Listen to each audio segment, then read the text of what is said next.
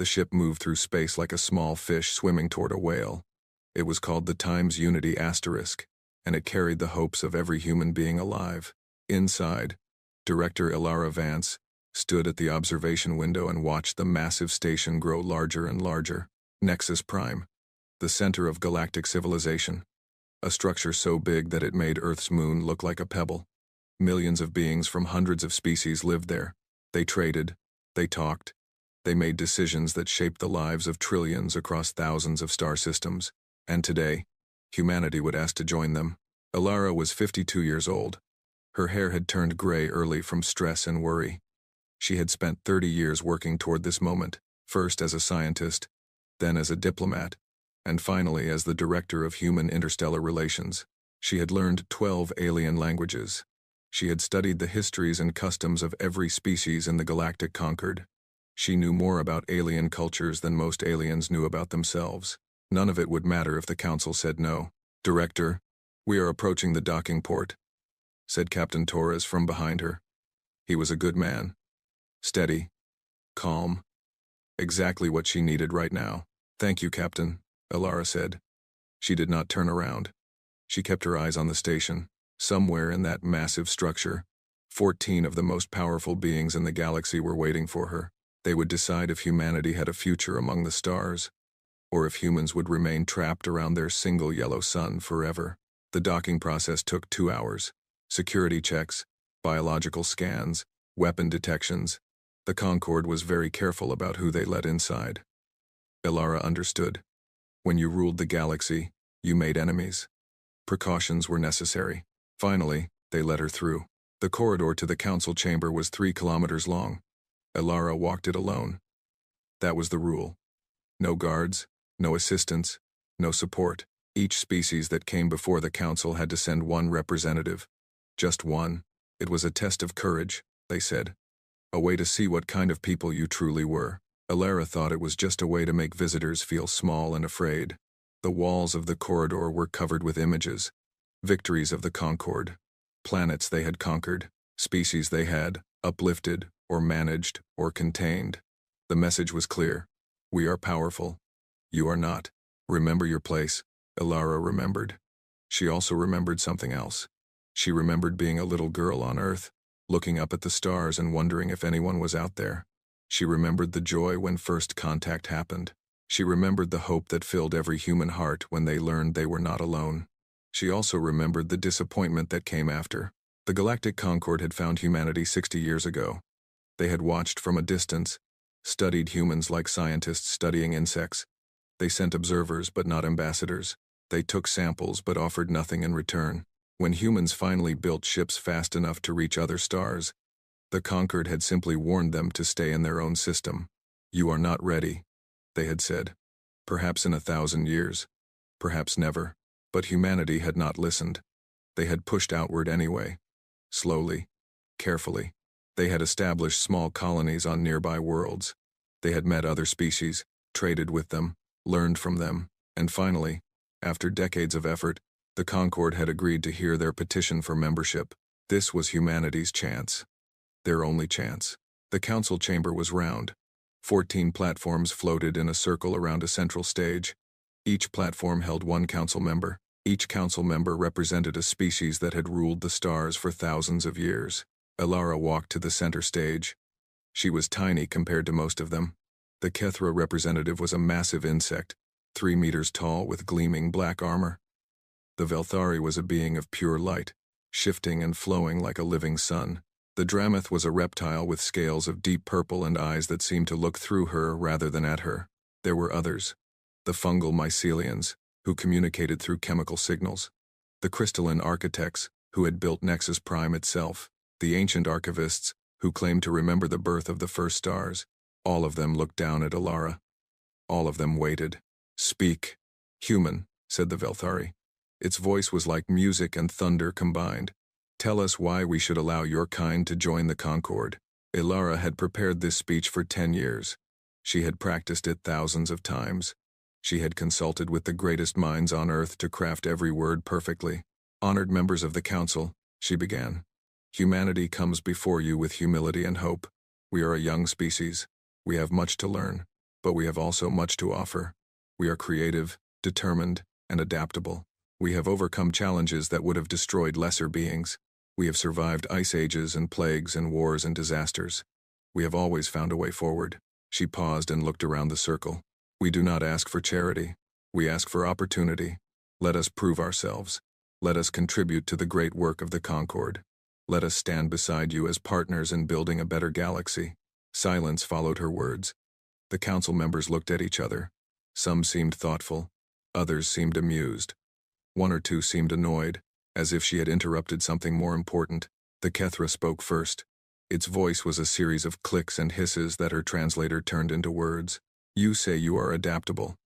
Yet you cannot survive in vacuum. You cannot breathe underwater. You cannot tolerate temperature changes that my larvae endure without discomfort. What adaptation do you speak of? We adapt through our minds, Alara said. We build tools and machines. We create solutions to problems. We change our environment to suit our needs. So you destroy your environment, the Dramath said. We have seen what you did to your home world. Pollution, extinction of species, climate damage. You poisoned your own nest. Why would we want such beings among us? We made mistakes, Alara admitted. We learned from them. We are still learning. That is what adaptation means. We see our errors and we correct them. In 10,000 years, perhaps, the mycelian representative said. Its chemical signals created words in her translator. Your species is barely out of its infancy. You discovered fire only a heartbeat ago by our standards. You should return to your world and grow for a few more millennia before bothering us again. Alara felt her heart sinking. This was not going well. But she pressed on. We understand that we are young. But youth can be a strength. We bring fresh perspectives, new ideas, energy and enthusiasm that older species might have lost over time. The Velthari laughed. At least, Alara thought it was a laugh. The being of light pulsed and flickered in a way that suggested amusement. Fresh perspectives? Little human. We have seen 1,000,000 species rise and fall. We have witnessed the birth and death of stars. We have solved problems your kind cannot even comprehend. What could you possibly offer that we have not already considered and rejected? We offer ourselves, Alara said simply.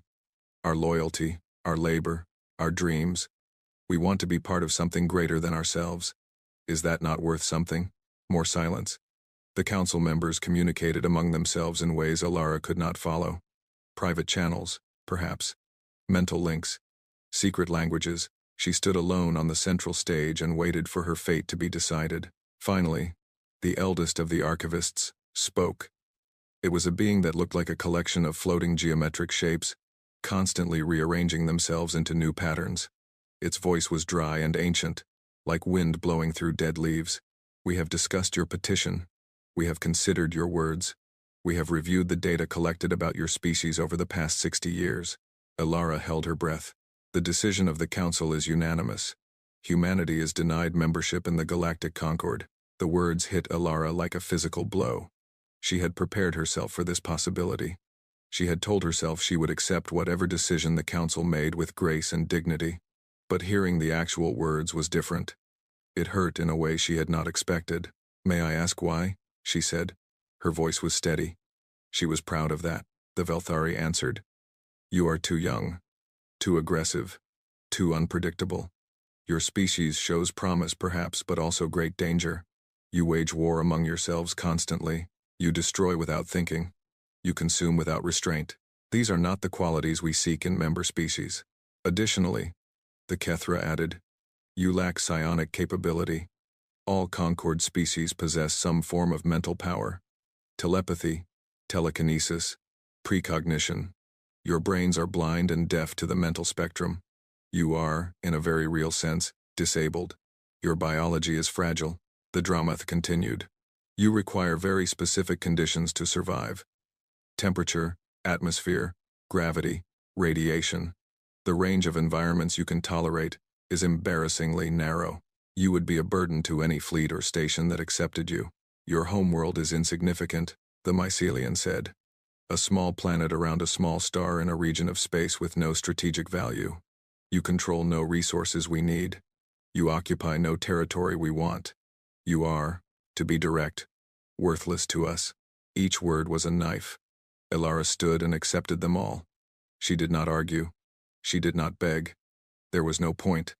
The decision had been made. Probably it had been made before she even entered the chamber. This hearing had been a formality, nothing more. A chance for the council to explain their contempt to her face. "Return to your single star," the Velthari said. "Be grateful that we do not classify you as a pest species to be managed. Perhaps in 10,000 years, if you survive, you may petition again. But we doubt you will survive. Species like yours rarely do." Alara looked around the chamber one last time.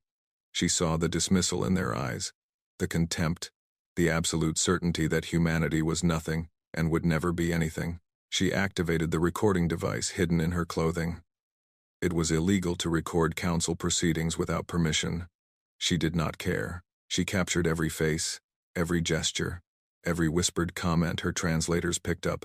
The Kethra called humans meat that thinks. The Dramath compared them to a disease that needed to be quarantined. The archivist simply ignored her, already moving on to more important matters. Alara memorized it all. Then she turned and walked back down the 3-kilometer corridor. She did not rush. She did not cry. She kept her head high and her back straight the entire way. Captain Torres was waiting at the ship. He took one look at her face and knew. "I'm sorry, Director," he said quietly. "Don't be," Alara replied. "They showed us exactly what we are to them. That knowledge is valuable." The journey back to Earth took 3 weeks. Alara spent most of that time alone in her cabin, thinking. By the time the Times Unity Times entered the solar system, she had made her decision. The United Terran Assembly met in Geneva. Representatives from every nation on Earth filled the Great Hall. Billions more watched through screens and broadcasts. Everyone wanted to know what had happened. Everyone wanted to know what came next. Alara stood at the podium and told them the truth. She played the recording of the council session. She let them hear every insult, every dismissal, every expression of contempt. When it was finished, the hall was silent. Some people wept. Some people shouted in anger. Most simply sat in stunned disbelief. Then Alara spoke. "They see us as nothing, less than nothing. Pests, vermin, a mistake of evolution that will correct itself in time. They believe we will destroy ourselves. They believe we will fail. They believe we will crawl back to our small planet and die in obscurity, while they rule the stars forever." She paused and looked out at the assembled representatives. "They are wrong." Her voice grew stronger. "They are wrong because they do not understand what we are. They measure worth in years and power in psionic ability. They count our weaknesses and ignore our strengths. They see our fragility and miss our resilience. They see our youth and forget that every ancient species was young once." She pointed to the star map displayed behind her. "The Conquered controls the core of the galaxy. The rich systems, the developed worlds, the ancient territories. They have everything they want. They have no reason to look beyond their borders. And beyond their borders lies the outer rim." The map shifted to show a vast region of unexplored space. Dark, unknown, ignored. The outer rim is considered worthless. Too far from the core. Too dangerous. Too empty. No Concord species has bothered to explore it in thousands of years. They believe there is nothing there worth having. Alara smiled. It was not a pleasant smile. "They gave us nothing. They told us we deserve nothing. So we will take everything they left behind. We will go to the outer rim. We will explore it, settle it, develop it. We will build something new. Something entirely our own. Not in their systems. Not by their rules. Not with their permission." She looked directly into the cameras, speaking now to all of humanity. "They cast us aside. They told us we have no place among the stars. Very well.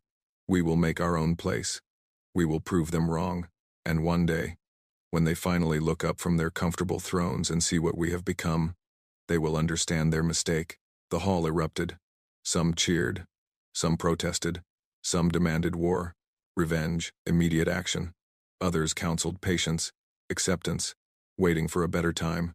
But Alara had planted the seed. And seeds, once planted, have a way of growing. Over the next 10 years, the Terran Expansion Initiative took shape. Scientists designed new ships capable of traveling farther and faster than anything humanity had built before. Engineers developed technologies for surviving in unknown environments. Billions of people volunteered to leave everything they knew behind and venture into the darkness. Not everyone agreed with the plan. Some thought it was too risky. Some thought it was too expensive. Some thought humanity should simply accept its place and make the best of life in the solar system. But enough people believed. Enough people remembered the Council's contempt and burned with the desire to prove them wrong. Enough people looked at the stars and refused to accept that they were forbidden. Ara Vance watched the first colony ships launch from orbit. She was 62 years old now. She knew she would not live to see what humanity would become. But she had given them direction. She had given them purpose. She had turned rejection into motivation, humiliation into fuel. Her assistant stood beside her, watching the ships disappear into the void. "Do you really think we can do this?" he asked.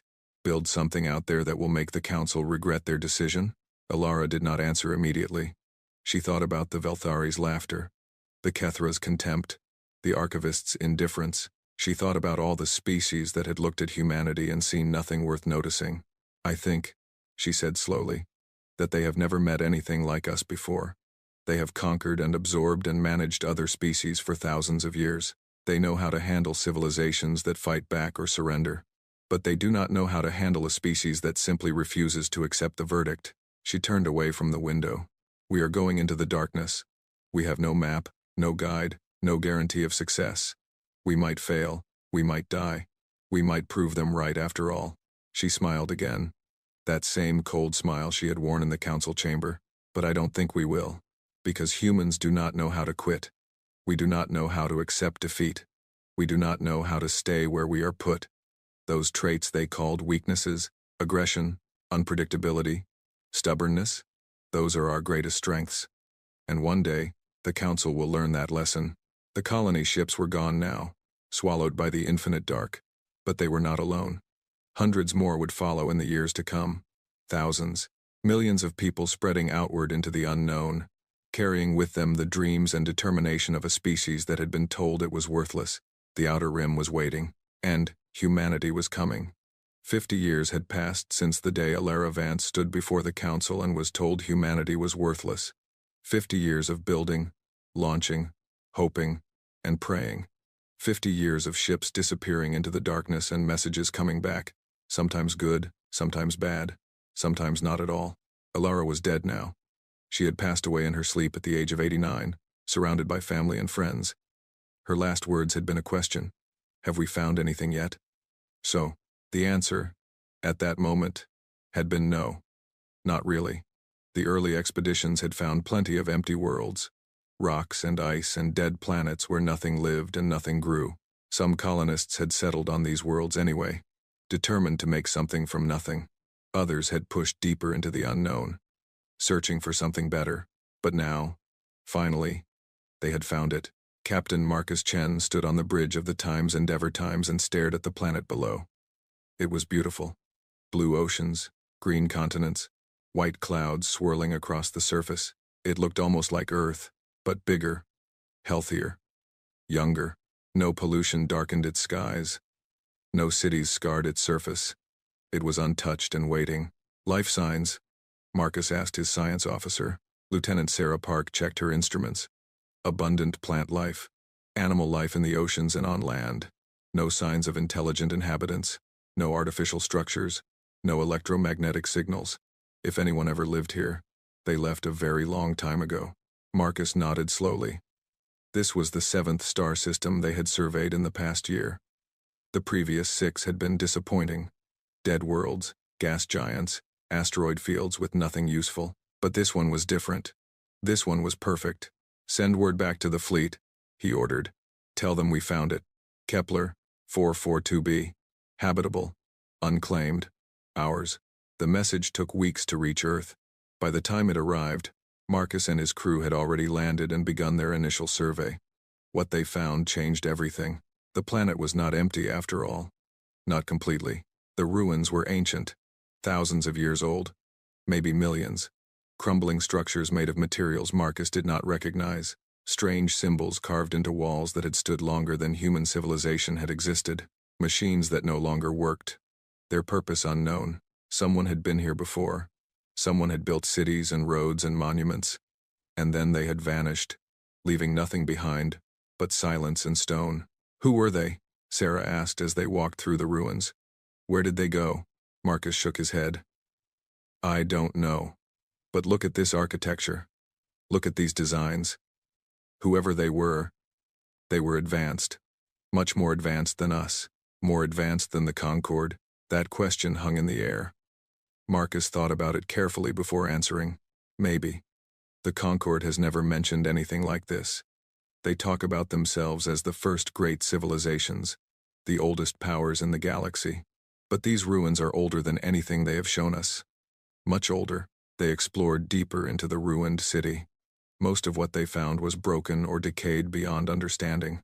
But in one building, buried beneath layers of dirt and debris, they discovered something intact. It was a door. A massive door made of metal that gleamed as if it had been polished yesterday. No rust, no damage, no signs of age. It looked like it had been built last week. That's impossible, Sarah whispered. Nothing stays preserved this long. Not without active maintenance. Marcus approached the door carefully. His instruments detected strange energy readings coming from behind it. Something was still working in there. Something was still powered after all this time. Should we try to open it? Sarah asked. Marcus thought about the risks. They had no idea what was behind that door. It could be dangerous. It could be nothing. It could be the greatest discovery in human history. He made his decision. Yes, open it. It took them 3 days to figure out how. The door had no handle, no visible mechanism, no obvious way to interact with it. Eventually, one of the engineers discovered that it responded to specific sound frequencies. A certain pattern of tones, played in the right order, caused the door to slide open with a soft hiss. Behind it was a chamber filled with light. Marcus had expected dust and darkness. Instead, he found a room that seemed alive with energy. Columns of soft blue light rose from floor to ceiling, walls covered with symbols that pulsed and shifted as he watched. And in the center of the room, floating in mid-air, was a sphere about the size of a human head. The sphere was made of crystal, or something that looked like crystal. Inside it, patterns of light moved and danced in complex formations. It was beautiful, hypnotic, almost alive. What is it? Sarah breathed. Marcus reached out toward the sphere. As his hand approached, the patterns inside it changed. They formed shapes that looked almost like words, though in no language he recognized. Then, suddenly, the sphere spoke, not in sound, in thought. Information flooded Marcus's mind. Concepts, images, memories that were not his own. He saw stars being born and dying. He saw civilizations rising from primitive beginnings to cosmic power. He saw wars fought across galaxies, peace treaties signed between species that no longer existed, technologies that bent the laws of physics, and he saw the ones who had built this place. They called themselves the precursors. Or at least, that was the closest translation his mind could manage. They had ruled the galaxy long before the Concorde existed, long before any of the current species had evolved. They had built wonders that made Nexus Prime look like a child's toy. They had understood secrets of the universe that modern science had not even begun to approach. And then they had left. Not died. Not been destroyed. Simply left. Moved on to somewhere else. Some higher plane of existence or some other galaxy or some state of being that Marcus could not comprehend. But they had left things behind. Gifts for whoever came after. Knowledge stored in crystal spheres. Machines waiting to be activated. Maps to resources and treasures scattered across the outer rim. Marcus pulled his hand back from the sphere. He was shaking. Tears streamed down his face, though he did not know why. Captain? Sarah's voice seemed very far away. Are you all right? What happened? Marcus looked at her. Then he looked at the sphere. Then he started to laugh. We need to send another message to Earth, he said. Tell them we found something much better than a habitable planet. Tell them we found hope. The news spread across human space like wildfire. The precursor vault on Kepler 442b was just the first of many. As more expedition teams pushed into the outer rim, they found more ruins, more vaults, more gifts left behind by a civilization that had transcended millions of years ago. On a frozen moon orbiting a gas giant, miners discovered caverns filled with crystal data cores. Each core contained star maps, showing resource-rich systems that the Concorde had never charted. Metal deposits, rare elements, energy sources beyond anything known to current science. On an airless rock at the edge of a dying star system, scientists found a manufacturing facility that still worked. Feed it raw materials, and it produced components made of materials that should not exist. Alloys stronger than anything human or Concorde engineers could create. Conductors that moved energy with perfect efficiency. Metamaterials that bent light and gravity in impossible ways. On a world shrouded in perpetual storms, explorers discovered a library. Not books or screens or databases, but direct mental downloads. Centuries of accumulated knowledge poured into human minds in moments. Mathematics that solved problems Earth's greatest geniuses had struggled with for generations. Physics that explained phenomena the Concorde still called unexplainable. Biology that opened doors to medicines and modifications beyond imagination. Each discovery led to more discoveries. Each vault contained hints pointing to other vaults. The precursors had scattered their gifts across the outer rim like seeds, waiting for someone curious enough and desperate enough to find them. The Concorde had never looked. Why would they? They were already powerful. They were already ancient. They had everything they wanted. The thought of searching the empty darkness beyond their borders for treasures left by someone else had never occurred to them. But humanity had nothing. Humanity was desperate. And desperate people searched places that comfortable people ignored.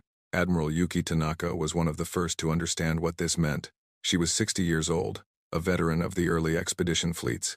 She had spent most of her life in space, jumping from system to system, searching for a place where humanity could build a future.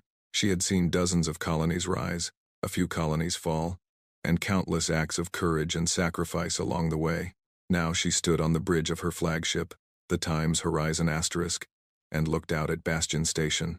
10 years ago, this had been empty space. Now it was the heart of human civilization in the outer rim. A massive habitat orbiting a captured gas giant, home to 3 million people and growing every month. Shipyards stretched out from its core, building vessels faster than humans had ever built them before. Research facilities hummed with activity as scientists worked to understand and replicate precursor technologies. "Admiral," her aide said, "the latest population report from Earth. They're sending another wave. 20 million colonists over the next 5 years. Yuki nodded. The exodus continued. It had started as a trickle after Ara Vance's speech. Then it had become a stream. Now it was a flood. People from every nation, every background, every walk of life, were volunteering to leave everything behind and start over in the outer rim. Some came for adventure. Some came for opportunity. Some came because they had nothing left to lose. But all of them came because they believed in the dream Ilara had planted 50 years ago. The dream of proving the Council wrong. "Send them," Yuki said. "We have room. We have resources. We have work for everyone." She turned to look at the star map displayed on the bridge. Human territory was marked in blue. It had started as a single dot around Earth. Now it was a spreading stain across the outer rim, covering hundreds of star systems. Not all of those systems were developed. Most were still being surveyed or had small outposts. But the foundation was there. The infrastructure was growing. Every year, humanity became stronger, more established, more permanent, and the conquered still had not noticed. That surprised Yuki more than anything else. She had expected the ancient powers to react to humanity's expansion, to send observers, diplomats, maybe even threats. But there had been nothing. Complete silence from Nexus Prime. She had discussed this with the other admirals, the colony governors, the scientists. They had theories. The Concorde was too arrogant to care what happened in the worthless outer rim. The Concorde was too slow and bureaucratic to notice changes on the frontier. The Concorde simply did not believe that humanity could build anything significant, so they did not bother to check. Whatever the reason, their blindness was a gift. Every year of peace was a year to grow stronger. Every year without interference was a year to establish deeper roots. The longer the Concorde ignored them, the harder it would be to uproot them later. "We need to be ready," Yuki said to no one in particular. "They will come eventually. When they realize what we have built, they will not be happy." Her aide looked nervous.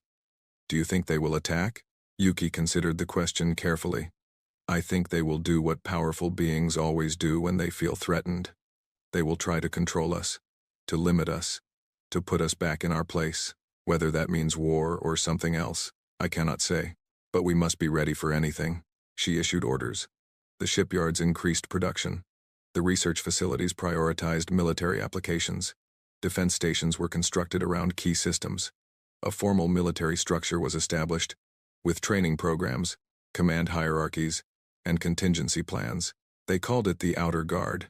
Its purpose was simple: protect humanity's new home from anyone who tried to take it away. Years passed. The Outer Guard grew from a small defense force to a serious military power. Human scientists cracked more precursor secrets, adapting ancient technologies to modern needs. Ships became faster, stronger, more capable. Weapons became more powerful. Shields became harder to penetrate. Yuki watched it all happen and felt a strange mixture of pride and fear. Pride in what humanity had accomplished. Fear of what might be coming. She was 75 years old when the first Concord scout ships appeared at the edge of human territory. They were small vessels, designed for observation rather than combat. They jumped in, scanned the area, and jumped out before anyone could intercept them. Classic reconnaissance tactics. Yuki knew what this meant. The Concord had finally noticed. They were gathering information, assessing the situation, preparing their response. She called an emergency meeting of the Terran Outer Rim Confederation, the governing body that had formed to coordinate human activities across the rim. Representatives from every major colony attended, either in person or via long-range communication. They are watching us now, Yuki told them. We have perhaps a few years, maybe less, before they decide what to do. We must use that time wisely. The debates that followed were intense. Some wanted to reach out, to try diplomacy, to show the Concord that humanity wanted peace. Others wanted to strike first, to hit the scout ships and show strength. Still others wanted to hide, to pull back to the most defensible systems and hope the Concord would lose interest. In the end, they chose a middle path. They would continue building, continue preparing, continue growing stronger. They would not provoke the Concord, but they would not show weakness either. If the ancient powers wanted peace, humanity would welcome it. If they wanted war, humanity would be ready. Yuki returned to Bastion Station and looked out at the stars. Somewhere out there, the Concord was making plans. Somewhere out there, the old powers were discussing what to do about the upstart species that had crawled out of the darkness and built something in their backyard. She thought about Ara Vance, the woman who had started all of this with a speech and a dream. Alara had died without knowing if humanity would succeed. She had planted a seed and trusted others to help it grow. We're still growing, Alara, Yuki whispered to the stars. We're still proving them wrong. I hope you can see it, wherever you are. In her hand, she held a small crystal sphere, a gift from the precursors, recovered from the first vault on Kepler 442b. It was a symbol now, passed from leader to leader, a reminder of where humanity had come from and where they were going. The sphere pulsed softly in her palm. Yuki liked to imagine it was the precursors approving of what humanity had done. Probably it was just random energy fluctuations, but sometimes, imagination was more important than facts. The outer rim was no longer empty. It was no longer worthless. It was home to 100 million human beings and growing. It was filled with cities and farms and factories and schools. It was alive with dreams and hopes and determination. The Concord had thrown humanity away. They had called them worthless, insignificant, doomed to fail. They were about to learn how wrong they had been. 120 years had passed since humanity was cast aside by the Galactic Council. 120 years since Ara Vance had pointed to the darkness beyond the Concord's borders and said, "We will take everything they left behind." She would have been amazed by what her people had built. The Terran Outer Rim Confederation now stretched across 400 star systems. Some were fully developed worlds with cities and industries and populations in the billions. Others were frontier outposts, mining operations, research stations. Together, they formed a web of human civilization that spanned distances the early explorers could barely have imagined. Bastion Station, once a simple habitat in orbit around a gas giant, had grown into something magnificent. It was now a city habitat larger than most moons, home to 50 million people. Ships came and went constantly, carrying goods, passengers, and information to every corner of human space. It was the heart of the Confederation, the symbol of everything humanity had achieved. Chancellor Amara Okonkwo stood at the great window in her office, watching the endless stream of traffic. She was 63 years old, tall and strong, with gray hair cut short and eyes that had seen both the best and worst of what humanity could do. She had been chancellor for 8 years now, elected by the Confederate Assembly to lead their young civilization through whatever challenges lay ahead. Those challenges were about to become very real. "Chancellor," said her aide, stepping into the office. "The council meeting is about to begin. They're waiting for you." Amara nodded and turned away from the window. The Confederate Assembly was gathered in the great hall below, along with military commanders, scientists, and representatives from every major colony. They had come to discuss the most important question facing humanity: what to do about the Concorde. The scout ships had stopped appearing 2 years ago. At first, the military had hoped this meant the Concorde had lost interest, but intelligence reports told a different story. The ancient powers were not losing interest. They were gathering their forces. They were preparing something big. Amara walked into the great hall and took her place at the central podium. The room fell silent as she looked out at the assembled crowd. Thousands of faces looked back at her. Some worried, some determined, some afraid. They all wanted to know what she was going to say. They all wanted to know if they were safe. "Friends," Amara began, "we are here to discuss our future. Not just the next year, or the next decade, but the future of humanity itself. What I have to tell you is difficult, but you deserve to know the truth." She gestured, and a holographic display appeared behind her. It showed the latest intelligence data, gathered by stealth probes and intercepted communications. The Concorde has assembled a fleet at the edge of their territory. 800 warships, 30 million soldiers, weapons and technologies that we are still working to understand. This is the largest military force they have gathered in over 1,000 years. Murmurs spread through the crowd. 800 warships. The Confederation's entire fleet numbered less than 300, and many of those were converted cargo ships or hastily built patrol vessels. "We do not know exactly when they will move," Amara continued, "but we know where they are going. Here, to the outer rim, to us." She paused to let that sink in. "Some of you are wondering why. We have done nothing to threaten the Concorde. We have stayed in our own territory. We have not challenged their authority or interfered with their operations. Why would they come for us?" Amara looked around the room slowly. "Because we exist. Because we have built something without their permission. Because we have grown stronger than they expected. Because we have proven their judgment wrong. And powerful beings do not like being wrong." She pulled up another image. A recording of the council session from 120 years ago. Ara Vance, standing alone before the 14 ancient powers. The Velthari laughing. The Kethra calling humans meat that thinks. The archivists turning away in disinterest. They told us we were worthless. They told us to crawl back to our small planet and wait to die. But we did not crawl. We did not die. We spread across the stars they had abandoned. We found treasures they were too arrogant to seek. We built a civilization from nothing. Her voice grew stronger. And now they are afraid. Not of our weapons, though our weapons have grown strong. Not of our numbers, though our population has grown large. They are afraid of what we represent, the possibility that they were wrong, the possibility that their judgment is not perfect, the possibility that other species might follow our example and challenge their authority. She turned off the display and faced the crowd directly.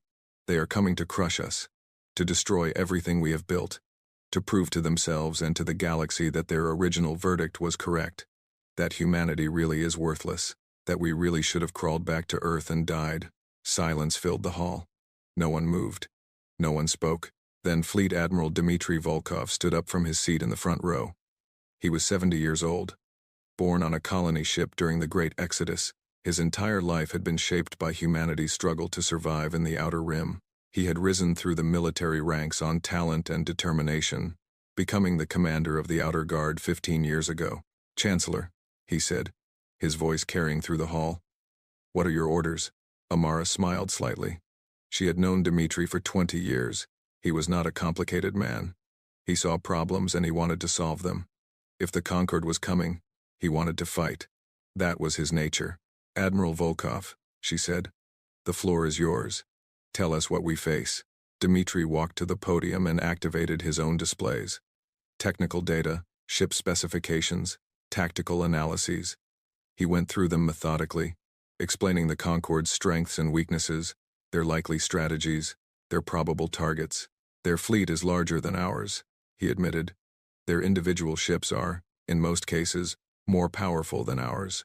Their crews have more experience, more training, more resources.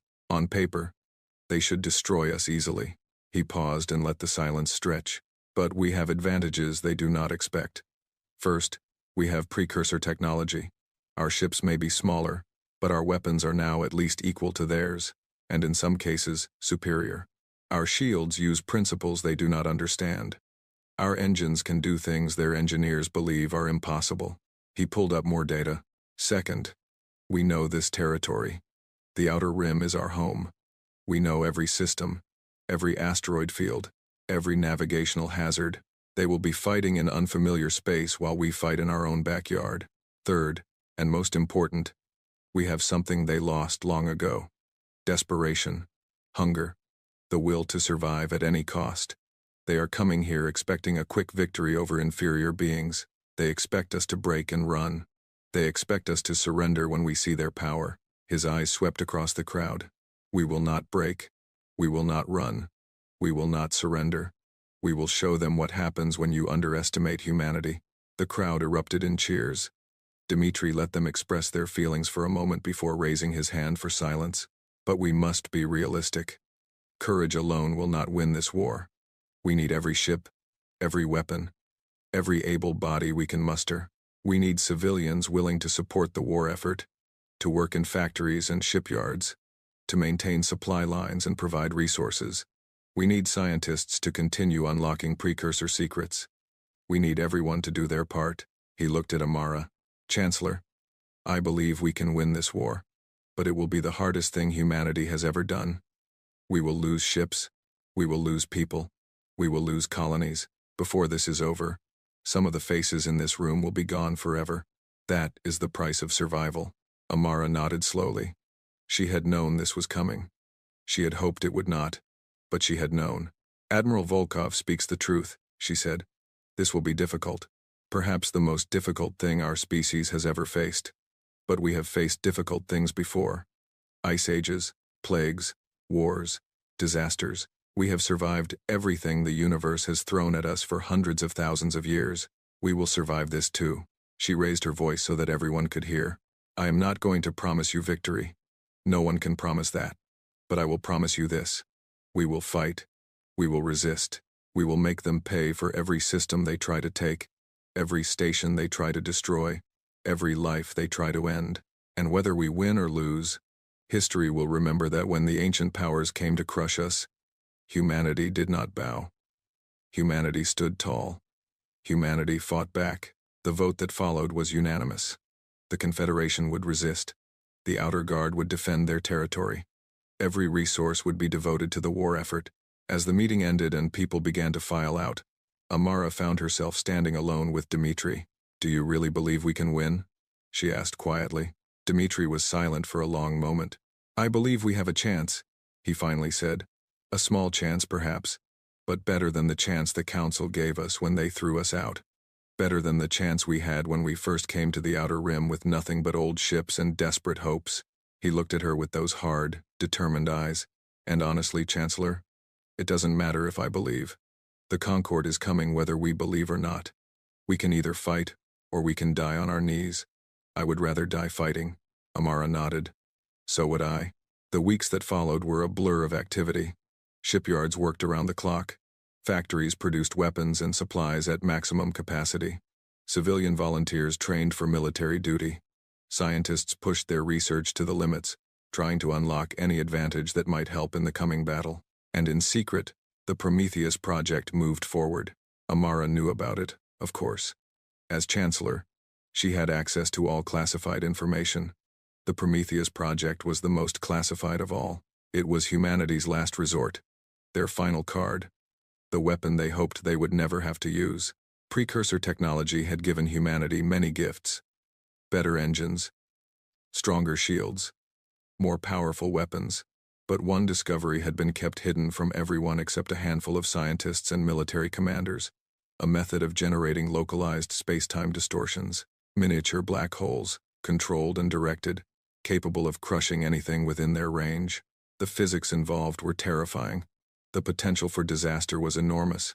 A single mistake could destroy not just a ship but an entire star system. But if used correctly, it could turn the tide of any battle. One destroyer had been modified to carry a Prometheus core. Its name was the Times Defiance Asterisk. Its crew knew they might be asked to make the ultimate sacrifice. They had volunteered anyway. Amara hoped she would never have to give that order. She hoped the regular fleet could win the battle on its own. She hoped the Concord would see humanity's strength and decide negotiation was better than war. But she was prepared to use every weapon at her disposal if that was what survival required. The fleet gathered at Threshold, a system at the edge of Confederation space. It was the most likely point of attack, based on the intelligence they had gathered. If the Concord wanted to strike at humanity's heart, they would have to come through here. 300 human ships waited. Destroyers, cruisers, carriers, battleships. Many were new, built in the rush of preparation over the past months. Others were veterans, ships that had served the Confederation for decades. All of them were ready to fight. Admiral Volkov stood on the bridge of his flagship, the Times Indomitable Asterisk. Around him, officers and crew worked with quiet efficiency, making final preparations. Sensor teams watched for any sign of the enemy. Weapons teams ran diagnostics on every gun and missile. Engine teams ensured they could move and maneuver at a moment's notice. "How long do you think we have?" asked Captain Liu, Volkov's second in command. Volkov checked the latest reports. Hours, maybe less. Their advanced scouts were spotted 2 systems away this morning. The main fleet won't be far behind. Liu nodded. She was younger than Volkov, in her 40s, with a sharp mind and steady nerves. She had earned her position through years of service and proved herself in a dozen skirmishes with pirates and raiders. "The crews are ready," she said. "Morale is high. Whatever happens, we'll give them a fight they won't forget." Volkov allowed himself a small smile. "That's all I ask. Make them remember us. Make them respect us. Even if we lose, make sure they know they were in a war, not a slaughter." The waiting continued. Hours passed. Tension built like pressure in a sealed container. Every minute felt like an eternity. Then the alarms began to sound. "Contact!" shouted the sensor officer. Multiple signatures coming out of jump space. Bearing 047 Mark III. Range 70,000 kilometers and closing. The main display lit up with enemy icons. Red dots appearing one after another, filling the screen like drops of blood spreading through water. 100 ships. 200. 300. 400. 500. The counting continued until the number reached 812. The entire Concord expeditionary fleet, arrayed against them in perfect formation. Volkov studied the enemy formation calmly. He had expected this. He had prepared for this. Fear was a luxury he could not afford. "All ships, battle stations," he ordered. "Form defensive pattern Sigma 7. Hold position until my command." The human fleet responded instantly. Ships moving into a tight defensive formation. They were outnumbered almost 3-1. They would not win a straight fight. They would have to be smarter than that. On the bridge of the Times Eternal Radiance Asterisk, Grand Admiral Zeth Voran of the Velthari surveyed the human fleet with contempt. Such small ships, such primitive formations. This would be over quickly. "Interesting," he said to his aide. "They have more vessels than our reports indicated.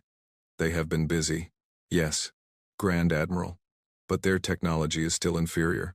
Their crews lack experience. This will not be a challenge."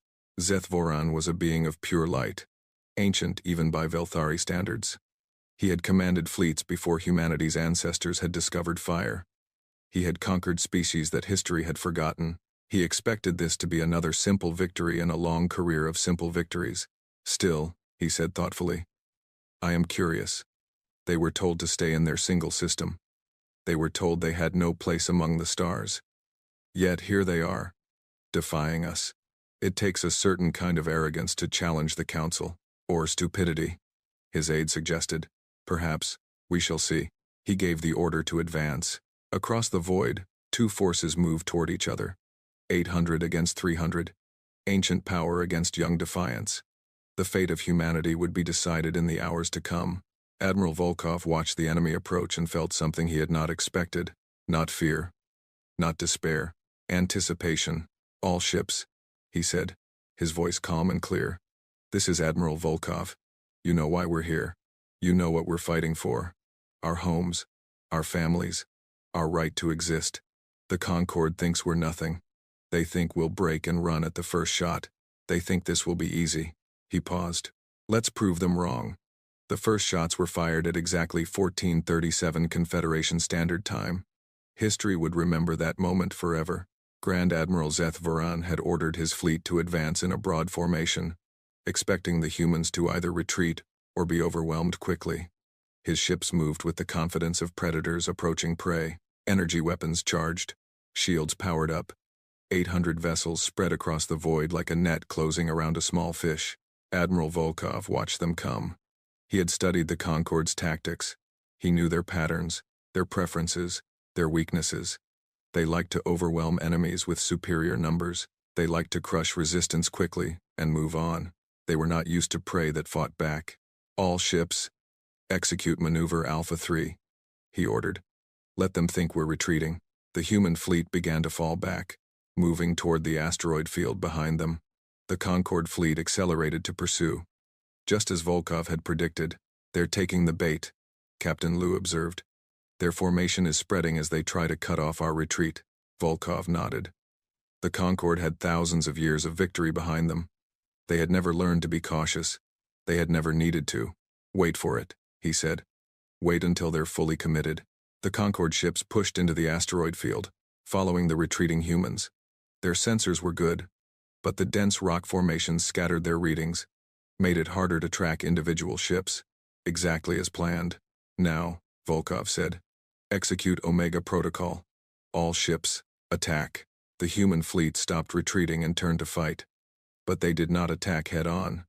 Instead, they scattered, breaking into small groups of 3 or 4 ships each. Each group targeted a different section of the enemy formation.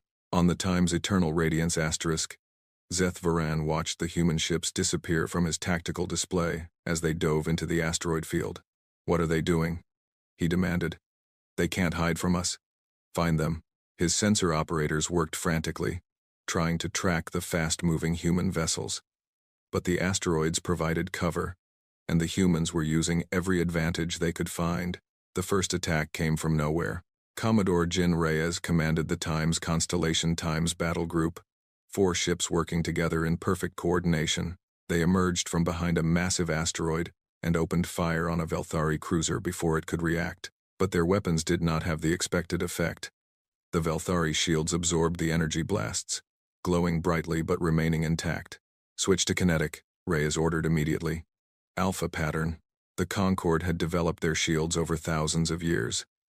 They were perfectly designed to absorb and dissipate energy weapons, but they were not designed for what came next. The human ships launched projectiles, simple tungsten rods, accelerated to a fraction of light speed by magnetic rails. No fancy energy, no complex technology, just mass and velocity, the oldest weapon in the universe. The rods hit the Velthari cruiser like hammers hitting glass. The shields, designed for energy dissipation, could not handle the pure kinetic force. They collapsed. The rods punched through the hull, tearing the ship apart from within. The Velthari cruiser exploded. Across the battle, similar scenes played out. Human ships emerged from cover, struck with kinetic weapons, and disappeared again before the Concorde could respond. The ancient warships, designed for a type of warfare that had not changed in millennia, were unprepared for enemies who fought differently. Zeth Varan watched in disbelief as his fleet began to take losses. Impossible, he whispered. Their weapons should not be able to penetrate our shields. They're using kinetic impacts. Grand Admiral, his tactical officer reported. Our shields are calibrated for energy absorption. The physical projectiles are bypassing our defenses. Then recalibrate, Zeth Varan shouted. Adjust the shield frequencies. It takes time, Grand Admiral. Our systems are not designed for rapid changes. The protocols require... I don't care about protocols. We are losing ships. It was true. In the first hour of battle, the Concorde lost 23 vessels. The humans lost only 5. The exchange rate was absurdly lopsided, impossible by any historical standard. But the Concorde had numbers. They could afford losses that would cripple the human fleet. Varan knew this. He just had to be patient and let mathematics do its work. All ships, form defensive clusters, he ordered. Concentrate fire on any human vessel that reveals itself. They cannot hide forever. The battle shifted. The Concorde stopped advancing and pulled into tight defensive formations. Human hit-and-run attacks became more dangerous as the enemy learned to watch for them. The exchange rate began to balance. Admiral Volkov saw this happening and adjusted his strategy. Deploy the architects, he ordered. The architect drones were one of humanity's secret weapons. Artificial intelligences far beyond anything the Confederation had built before the precursor discoveries. They were not just weapons, they were learning systems, capable of analyzing enemy patterns and adapting in real time. Thousands of small drones launched from human carriers. Each one was intelligent, coordinated with its fellows, and absolutely relentless. The Kethra swarm had brought fighter craft to the battle. Millions of small ships crewed by insectoid pilots, swarming around the larger vessels like angry bees. They were fast, maneuverable, and deadly in large numbers. The architects met them in the void. At first, the Kethra had the advantage. They had been fighting as swarms for millions of years. Their coordination was instinctive, bred into their very genes. They overwhelmed the architects through sheer numbers. But the architects learned. Every engagement taught them something new. Every destroyed drone sent data back to its fellows. Within minutes, the architects began predicting Kethra attack patterns. Within an hour, they were anticipating movements before they happened. Kethra fighters began dying in waves. They would swoop in for an attack, and the architects would already be there, waiting, firing before the Kethra even knew they were targeted. The swarm leader screamed in frustration through his command channel. They are learning too fast. Our patterns are useless. Every attack fails. Change your patterns. Varan ordered. We are trying, but they adapt faster than we can change. It is like fighting an enemy that knows our thoughts. On the bridge of the Time's indomitable asterisk, Volkov allowed himself a moment of satisfaction. The architects were performing beyond expectations. The battle was not won, but it was no longer the certain defeat everyone had predicted. Admiral, Captain Liu said urgently. New contact. A large ship is emerging from the Concorde formation. Very large. Volkov looked at the display. A massive vessel, easily 10 times the size of his flagship, was moving toward the human lines. Its shape was unfamiliar, covered with strange protrusions and glowing nodes. What is that? Unknown, sir. We have no records of anything like it. Sensors show enormous power readings. Whatever it is, it's not a normal warship. The massive ship stopped at the edge of the asteroid field. For a moment, nothing happened. Then the glowing nodes began to pulse with increasing intensity. Energy spike, Liu shouted. Something is. The ship fired. A beam of pure white light lanced across the void. It struck an asteroid the size of a small moon and vaporized it instantly. Then it swept sideways, cutting through 3 human cruisers that were hidden behind the asteroid. They did not explode. They simply ceased to exist, converted to expanding clouds of superheated gas. Volkov stared in horror. In a single shot, the enemy had killed more humans than the rest of the battle combined. All ships, disperse, he ordered. Get away from that weapon's firing arc. Move. The human fleet scattered. The massive ship fired again, and again, each beam annihilating anything it touched. Asteroids, ships, defense platforms. Nothing could withstand its power. What do we do? Liu asked, her voice shaking for the first time. Our weapons can't touch something that size. It will destroy us all. Volkov's mind raced through options. Conventional attacks were useless. The ship's shields would be proportionally stronger than anything they had faced. Even kinetic weapons would not work against something that massive. There was only one choice. Signal the Time's defiance asterisk, he said quietly. Tell them it's time. Liu's face went pale. She knew what that meant. Everyone in the command structure knew what that meant. Sir, are you sure? We have no choice. If we don't stop that ship, everyone dies. The Time's Defiance Times is our only option. The Time's Defiance Times was a destroyer, small and fast. It had been modified in secret to carry the Prometheus core. Only 50 crew members, all volunteers, all knowing that they might not survive their mission. Captain Sarah Park commanded the Time's Defiance asterisk.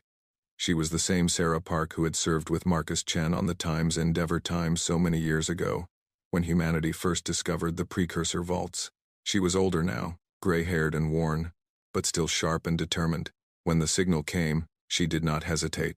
"All hands," she announced over the ship's intercom. "This is the captain.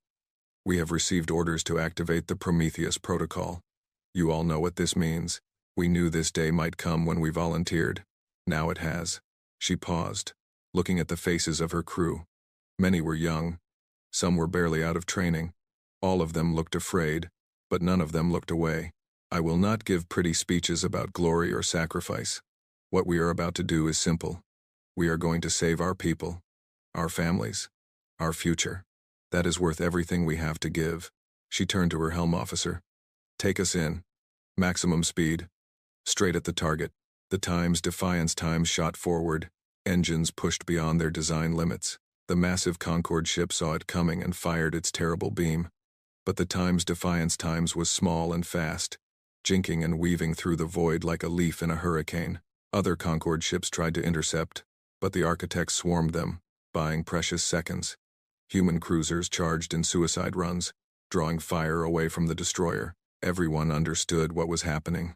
Everyone did their part. On the bridge of the Times Eternal Radiance *, Seth Voran watched the small ship approaching. "What is that vessel doing?" he demanded. "Why is it charging directly at the Annihilator?" "Unknown, Grand Admiral. Perhaps a suicide attack. Primitive species sometimes resort to such tactics. Let it come, then. One small ship cannot harm the Annihilator." The Defiance Times reached the point of no return. It was inside the massive ship's shield bubble now, too close for the main weapon to target. Park smiled grimly. "Activate the Prometheus core." Deep within the destroyer, ancient technology awakened. The precursors had understood things about space-time that modern science was only beginning to grasp. They had learned to bend reality itself, to create distortions in the fabric of existence. The Prometheus core created a singularity, a tiny black hole, smaller than an atom but infinitely dense. It appeared between the Defiance Times and the massive Concorde ship, exactly where the calculations had predicted. For one heartbeat, nothing visible happened. Then gravity took over. The singularity pulled at everything around it. The Defiance Times was caught, its hull crumpling like paper. Captain Park and her crew died instantly, crushed by forces beyond imagination. But they did not die alone. The massive Concorde ship was pulled toward the singularity. Its shields were useless against gravity. Its mighty hull bent and twisted, metal screaming as it was stretched and compressed. The ship that had seemed unstoppable, that had vaporized asteroids and annihilated cruisers, was dragged toward a point of infinite density. 47 other Concorde ships were caught in the effect. They too were pulled in, crushed, compressed, destroyed. Grand Admiral Seth Voran's flagship, the Eternal Radiance *, was among them. In his final moments, Seth Voran understood what had happened. These humans, these primitive beings he had dismissed as worthless, had mastered a technology the Concorde had never imagined. They had turned the fundamental forces of the universe into a weapon. His last thought, before the singularity tore him apart, was a single word: impossible. The singularity collapsed after 7 seconds. Exactly as designed. It left behind nothing but a sphere of compressed matter, the size of a marble, containing the remains of 48 warships and 1 brave destroyer. The Battle of Threshold Gate paused. Both sides stared at the place where the singularity had been. The Concorde fleet was in shock. Their greatest weapon, their invincible Grand Admiral, nearly 50 of their finest ships, all gone in an instant. Admiral Volkov recovered first. "All ships," he ordered, his voice hard as steel. "Attack. Now. While they're confused. Give them everything we have." The human fleet surged forward. Ships that had been hiding, conserving strength, now threw themselves at the stunned enemy. Kinetic rounds hammered conquered shields. Architect drones swarmed through gaps in defensive formations. Human crews, inspired by the sacrifice of the Defiance *, fought with desperate fury. The Concorde fleet broke. It did not happen all at once. First, one ship turned and ran, then another, then a dozen, then 100. The ancient discipline that had held them together for millennia crumbled in the face of something they had never experienced: fear. Within 3 hours, the Concorde Expeditionary Fleet was in full retreat. They left behind 216 destroyed ships, countless dead crew members, and the shattered remains of their reputation. The greatest military force in the known galaxy had been defeated by a species they had called worthless. Admiral Volkov stood on the bridge of the Times, indomitable Times, and watched them flee. He felt no joy. Too many of his own people had died for joy. The Times, Defiance Times, and her crew, dozens of other ships, thousands of lives, but they had won. "Send a message to Bastion Station," he said quietly. "Tell the Chancellor, the battle is over. We are still here." On Bastion Station, Chancellor Amara Okonkwo received the news with tears in her eyes. She had watched the battle through real-time transmissions, seen the impossible victory unfold, seen the sacrifice of the Times Defiance asterisk. She had never felt more proud or more sad in her life. Around her, people were celebrating. News of the victory was spreading across human space, and everywhere, people were shouting, crying, embracing. They had faced extinction and survived. They had proven themselves against the greatest power in the galaxy. But Amara knew the truth. This was not the end. It was barely the beginning. The Concorde would not accept this defeat. They would regroup, reconsider, return. The war was not over. It would continue for years, perhaps decades. More battles would be fought. More lives would be lost. The road ahead was long and hard, but for this moment, this one precious moment, humanity had won. She walked to her office window and looked out at the stars. Somewhere out there, the retreating Concorde fleet was licking its wounds, trying to understand what had happened. Somewhere out there, the other species of the galaxy were hearing the news and wondering what it meant. A species the Council had dismissed as worthless had just defeated the mightiest fleet ever assembled. The galaxy would never look at humanity the same way again.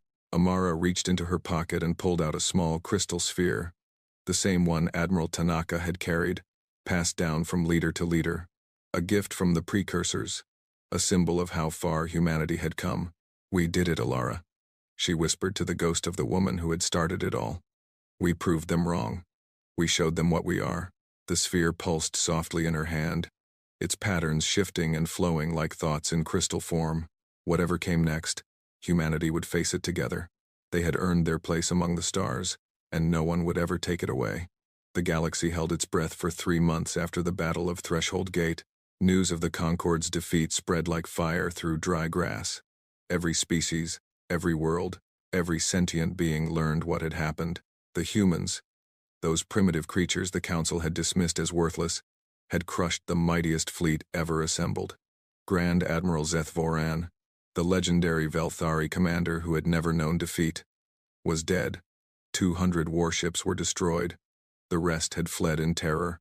For the first time in 12,000 years, the Galactic Concorde looked weak. On Nexus Prime, the Council met in emergency session. The 14 ancient powers gathered in the same crystalline chamber where they had once rejected humanity, and they argued about what to do next. The Kethra demanded immediate revenge. "We must destroy them, send every ship we have, burn their colonies to ash, show the galaxy that challenging the Concorde means death." The Dramath counseled caution. "We underestimated them once. Another hasty attack could fail again. We need time to study their weapons, understand their tactics." The archivists, as always, observed and recorded, offering little opinion. The Mycelians raised a possibility none wanted to consider. "Perhaps we should negotiate. They have proven their strength. Continued war benefits no one." The suggestion was met with outrage. Negotiate? With humans? The species they had called pests? It was unthinkable. But the practical reality could not be ignored. The Concorde had other concerns besides humanity. There were always threats on the borders, always internal tensions to manage, always resources to protect. Devoting everything to crushing one species in the outer rim would leave them vulnerable elsewhere. And there was the weapon to consider: the singularity technology. No one in the Concorde understood how the humans had developed it. If they could use it once, they could use it again. Any fleet sent against them might suffer the same fate as Zeth Voran's. The debate continued for weeks. Meanwhile, the humans did something unexpected. They did not attack. Chancellor Okonkwo had the power to order a counteroffensive. The Concorde was reeling, confused, afraid. A strike now could push deep into their territory. Capture systems, force concessions. Admiral Volkov and much of the military urged exactly this strategy. But Amara remembered something. She remembered Ara Vance's final words, spoken on her deathbed decades ago. Don't become them. Whatever you do, don't become what they tried to make us. The Council had ruled through fear and force for 12,000 years. They had conquered, dominated, crushed any species that challenged them. Their empire was built on the bones of countless civilizations that had dared to resist.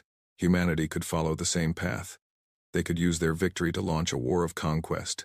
They could become the new dominant power, replacing one empire with another. The temptation was strong. Amara rejected it. She called a special session of the Confederate Assembly. The Great Hall on Bastion Station was packed with representatives, military commanders, and citizens. Everyone wanted to know what would happen next. Everyone wanted to know if there would be more war. Amara stood at the podium and looked out at the crowd. She saw fear in some faces, anger in others, hope in a few. They were all waiting for her to tell them what to do. "We won a great victory," she began. "We proved that humanity cannot be ignored, cannot be dismissed, cannot be destroyed easily. We earned respect through blood and sacrifice. The galaxy knows our name now." She paused. "But victory is not the end. It is a beginning. We must now decide what kind of civilization we want to be, what kind of future we want to build, what legacy we want to leave for our children and grandchildren." She looked at Admiral Volkov, sitting in the front row. "Many have urged me to order a counterattack, to strike at the Concorde while they are weak, to conquer their systems, take their resources, establish humanity as the new dominant power in the galaxy." Volkov nodded slightly. He had made this argument himself, many times. "I understand the appeal of this strategy. The Concorde treated us with contempt. They threw us out, called us worthless, tried to destroy us.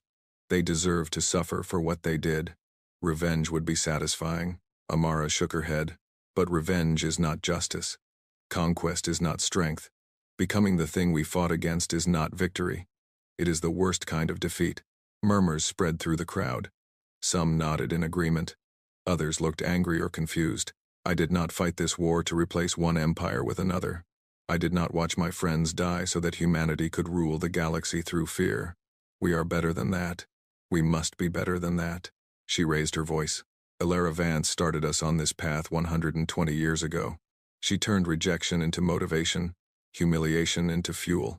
But she did not want us to become conquerors. She wanted us to become something new, something the galaxy had never seen. A species that earned its place through excellence, not through domination." She activated the display behind her, showing a document she had spent weeks preparing. "I am proposing that we send a message to the Galactic Council. Not a demand, not a threat, an invitation." The document appeared on the screen. It was short and simple. "To the Galactic Council. We do not seek vengeance. We do not seek dominion. We seek what we asked for 170 years ago. A seat at the table.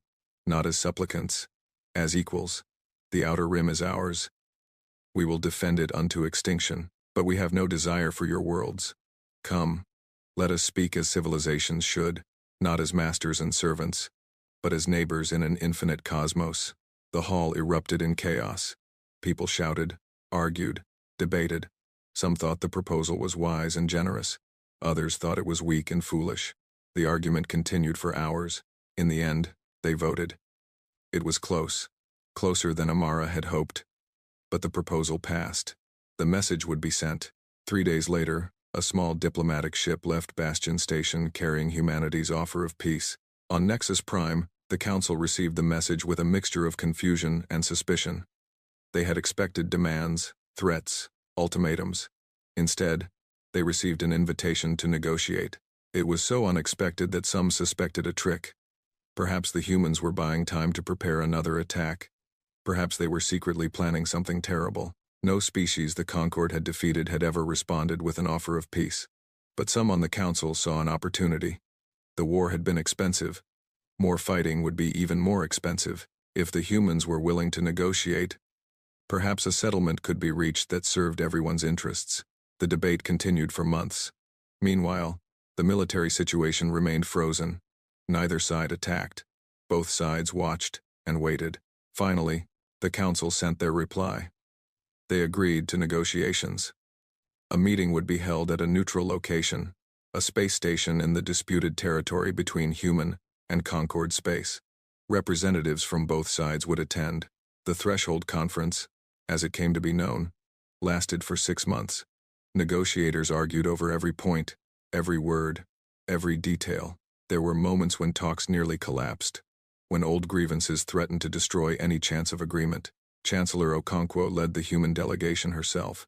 She faced representatives from all 14 council species, beings who had ruled the galaxy since before humans had invented writing. They looked down at her with the same contempt they had shown Ara Vance so long ago. But now there was something else in their eyes. Fear, respect, uncertainty. Amara used every skill she had. She was patient when patience was needed, firm when firmness was required. She made concessions on minor points to win victories on major ones. She never let anger or pride cloud her judgment. Slowly, painfully, an agreement took shape. The Treaty of Threshold recognized humanity's right to the Outer Rim. The Concord would not interfere with human territory or development. In exchange, humanity agreed not to expand into Concord space or support rebellions against their authority. Trade agreements were established. Diplomatic relations were formalized. A system was created for resolving future disputes without war. And most importantly, humanity received a seat on the Galactic Council itself, not as a junior member, not as an observer, as a full participant with equal voice and equal vote. The Concord of 14 became the new Concord of 15. The signing ceremony was held on Nexus Prime, in the same crystalline chamber where Ara Vance had been rejected 170 years earlier. Chancellor Okonkwo stood at the same central stage, surrounded by the same floating platforms, facing representatives of the same ancient species. But everything was different now. She signed the treaty with a stylus that had belonged to Ara Vance, passed down through generations of human leaders. When she finished, she looked up at the council members and spoke. 170 years ago, a woman stood where I stand now. She asked for a chance to prove humanity's worth. You refused her. You called us worthless, insignificant, doomed to fail. She let the words hang in the air. She did not argue. She did not beg. She went home and told her people to prove you wrong. And they did. We did. Not through conquest or revenge, but through determination, creativity, and refusal to accept your verdict. She gestured at the treaty. This document is not a surrender. It is not a victory. It is a recognition of reality. We exist. We are strong. We are here to stay. You can either work with us or against us, but you cannot ignore us anymore. She looked directly at the Velthari representative, the successor to the being who had laughed at Ara Vance. You called us pests. You said we should be grateful you didn't manage us like vermin. Today, we sign a treaty as equals. I hope you understand what that means. It means your judgment was wrong. It means your arrogance blinded you. It means the galaxy is bigger and more complex than you ever imagined. The Velthari said nothing. There was nothing to say. When the ceremony ended, Amara returned to human space as a hero. Celebrations erupted across the Confederation. People who had lived their entire lives under the shadow of Concord contempt finally felt free. They had been recognized. They had been accepted. They belonged. But Amara knew the work was not done. Treaties were only as good as the will to maintain them. The Concord had agreed to peace because they had to, not because they wanted to. There would be challenges ahead, tensions, conflicts. The old species would test humanity's resolve, probe for weaknesses, look for opportunities to reassert their dominance. And some humans would want to test the Concord as well. Volkov and his faction still believed in strength, in expansion, in showing the galaxy that humanity was the rising power. They would push for more aggressive policies, greater military spending, bolder actions on the galactic stage. Amara would have to balance all of these forces, keep the peace, guide humanity through its new role. It would not be easy. 1 year after the Treaty of Threshold, a monument was unveiled on Bastion Station. It stood in the central plaza, visible from anywhere on the habitat, a statue of Ara Vance, carved from asteroid stone, her hand outstretched in offering. The inscription at the base read, "They cast us aside. We built an empire. Then we offered them our hand. This is what it means to be human. Amara attended the dedication ceremony. So did Admiral Volkov, and representatives from every major human world. Thousands of people gathered to witness the moment. When the covering fell away and the statue was revealed, the crowd fell silent. Ara Vance looked down at them with the same determined expression she had worn in life. Her outstretched hand seemed to reach across time, connecting the past to the present. Amara spoke briefly. Ara Vance never saw what we became. She died wondering if humanity would succeed or fail. But everything we have, everything we are, started with her. With her refusal to accept defeat. With her vision of what we could become. We owe her more than we can ever repay. She looked up at the statue.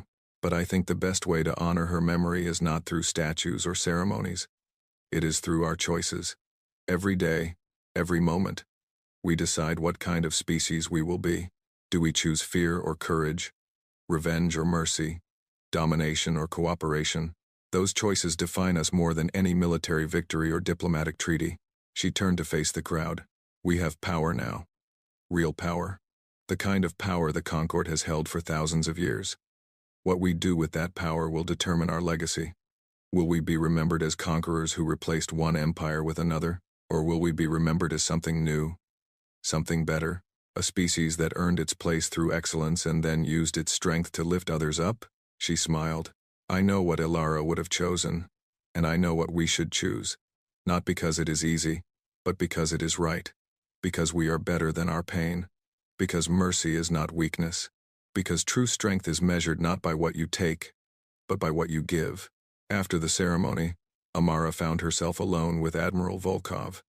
They stood at the observation window, looking out at the stars. The same stars humanity had once been forbidden to reach. You know this isn't over, Volkov said quietly. The Concord will test us. They'll scheme, manipulate, try to tear us apart from within. They haven't accepted us. They're just biding their time. Amara nodded. I know, and some of our own people will cause problems. There are factions who want war, who think we should have crushed the Concord when we had the chance. They won't be satisfied with treaties and diplomacy. I know that too. Volkov turned to look at her. And we'll be ready? Amara met his gaze. For a moment, Volkov saw something in her eyes that reminded him of the stories about Ara Vance. The same cold fire, the same absolute determination. Dmitri, she said softly. We've always been ready. That's what they never understood about us. Humanity doesn't wait to be ready. We become ready. We adapt. We overcome. We endure. She turned back to the window, to the infinite expanse of stars. They thought our youth was a weakness. They were wrong. Youth means we haven't learned to accept limits yet. We haven't learned what's supposed to be impossible. We dream bigger, reach farther, try harder than species who have been around for millions of years. They thought our aggression was a flaw. They were wrong about that too. Aggression, properly directed, becomes determination. It becomes the refusal to quit. It becomes the will to fight for what matters. They thought our fragility made us inferior. But fragility teaches you to value every moment, to make every day count, to build things that will last beyond your own short life. She smiled again, but this time there was warmth in it. Everything they hated about us, everything they used to justify their contempt, those are our greatest strengths. We just needed the chance to prove it. Now we have. Volkov was quiet for a long moment. Then he nodded slowly. I never thought about it that way. I always just wanted to fight, to prove we were strong. I never considered that winning could mean something more than defeating our enemies. It does, Amara said. It means becoming the best version of ourselves. Not the version that conquers and dominates, but the version that creates and inspires. That's the victory Ilara wanted. That's the victory that will last. Outside the window, ships moved through the void. Human ships, carrying goods and passengers to every corner of the outer rim. Trading vessels heading for Concord space, opening new markets, new relationships. Exploration ships pushing into the unknown, searching for more precursor secrets, more wonders waiting to be discovered. Humanity had seized the outer rim. They had proven the Council wrong. They had earned their place among the stars. But the journey was just beginning. There would be challenges ahead, struggles, setbacks. The galaxy was vast and complicated, full of dangers and opportunities. Nothing was certain, yet looking out at those stars, Amara felt something she had not felt in years. Hope, not because the future was guaranteed to be good, not because all problems were solved, but because humanity had shown what it could do when pushed to the edge. They had turned rejection into triumph, contempt into respect, nothing into something magnificent. Whatever came next, they would face it together. They would adapt, overcome, endure. They would continue to prove that the Council's judgment had been the greatest mistake in galactic history, because that was what it meant to be human, not to be perfect, not to be the strongest or the oldest or the wisest, just to never, ever give up. The stars waited, full of infinite possibilities, and humanity was ready to meet them. The ship was small. That was the first thing Ambassador Vexthal noticed as he watched it drift into Council space. It was barely larger than a transport vessel, painted in colors of blue and white, with strange symbols on its hull that the translation systems struggled to read. "Another young species," said Counselor Mirtha, her 4 arms folded across her chest in a gesture of boredom. "How many does this make this cycle?" 17, Vexthal replied without looking away from the viewing screen. Though most do not survive their first decade in Council space. This was true. The galaxy was old, and the Council of 12,000 worlds had seen countless species rise and fall. Some were absorbed into larger empires. Some destroyed themselves with weapons they did not understand. Others simply faded away, unable to compete with civilizations that had been traveling between stars for millions of years. The newcomers called themselves humans.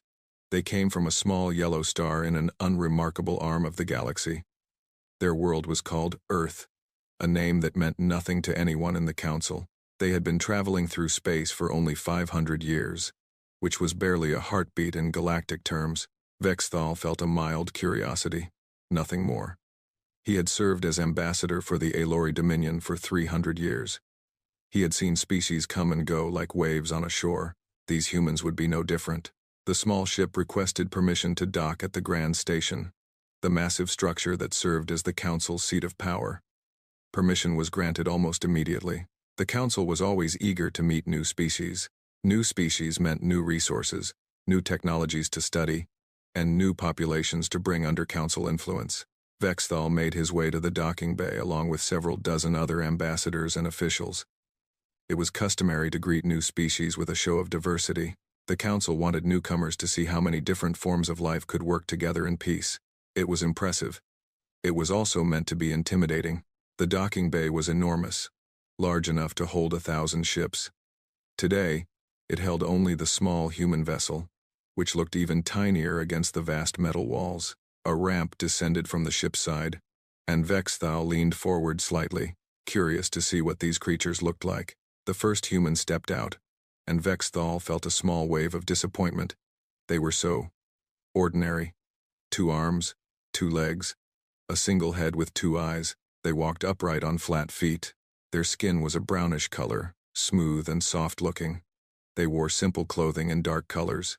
The human was female, according to the translation systems. She had dark hair pulled back from her face and eyes that were nearly black.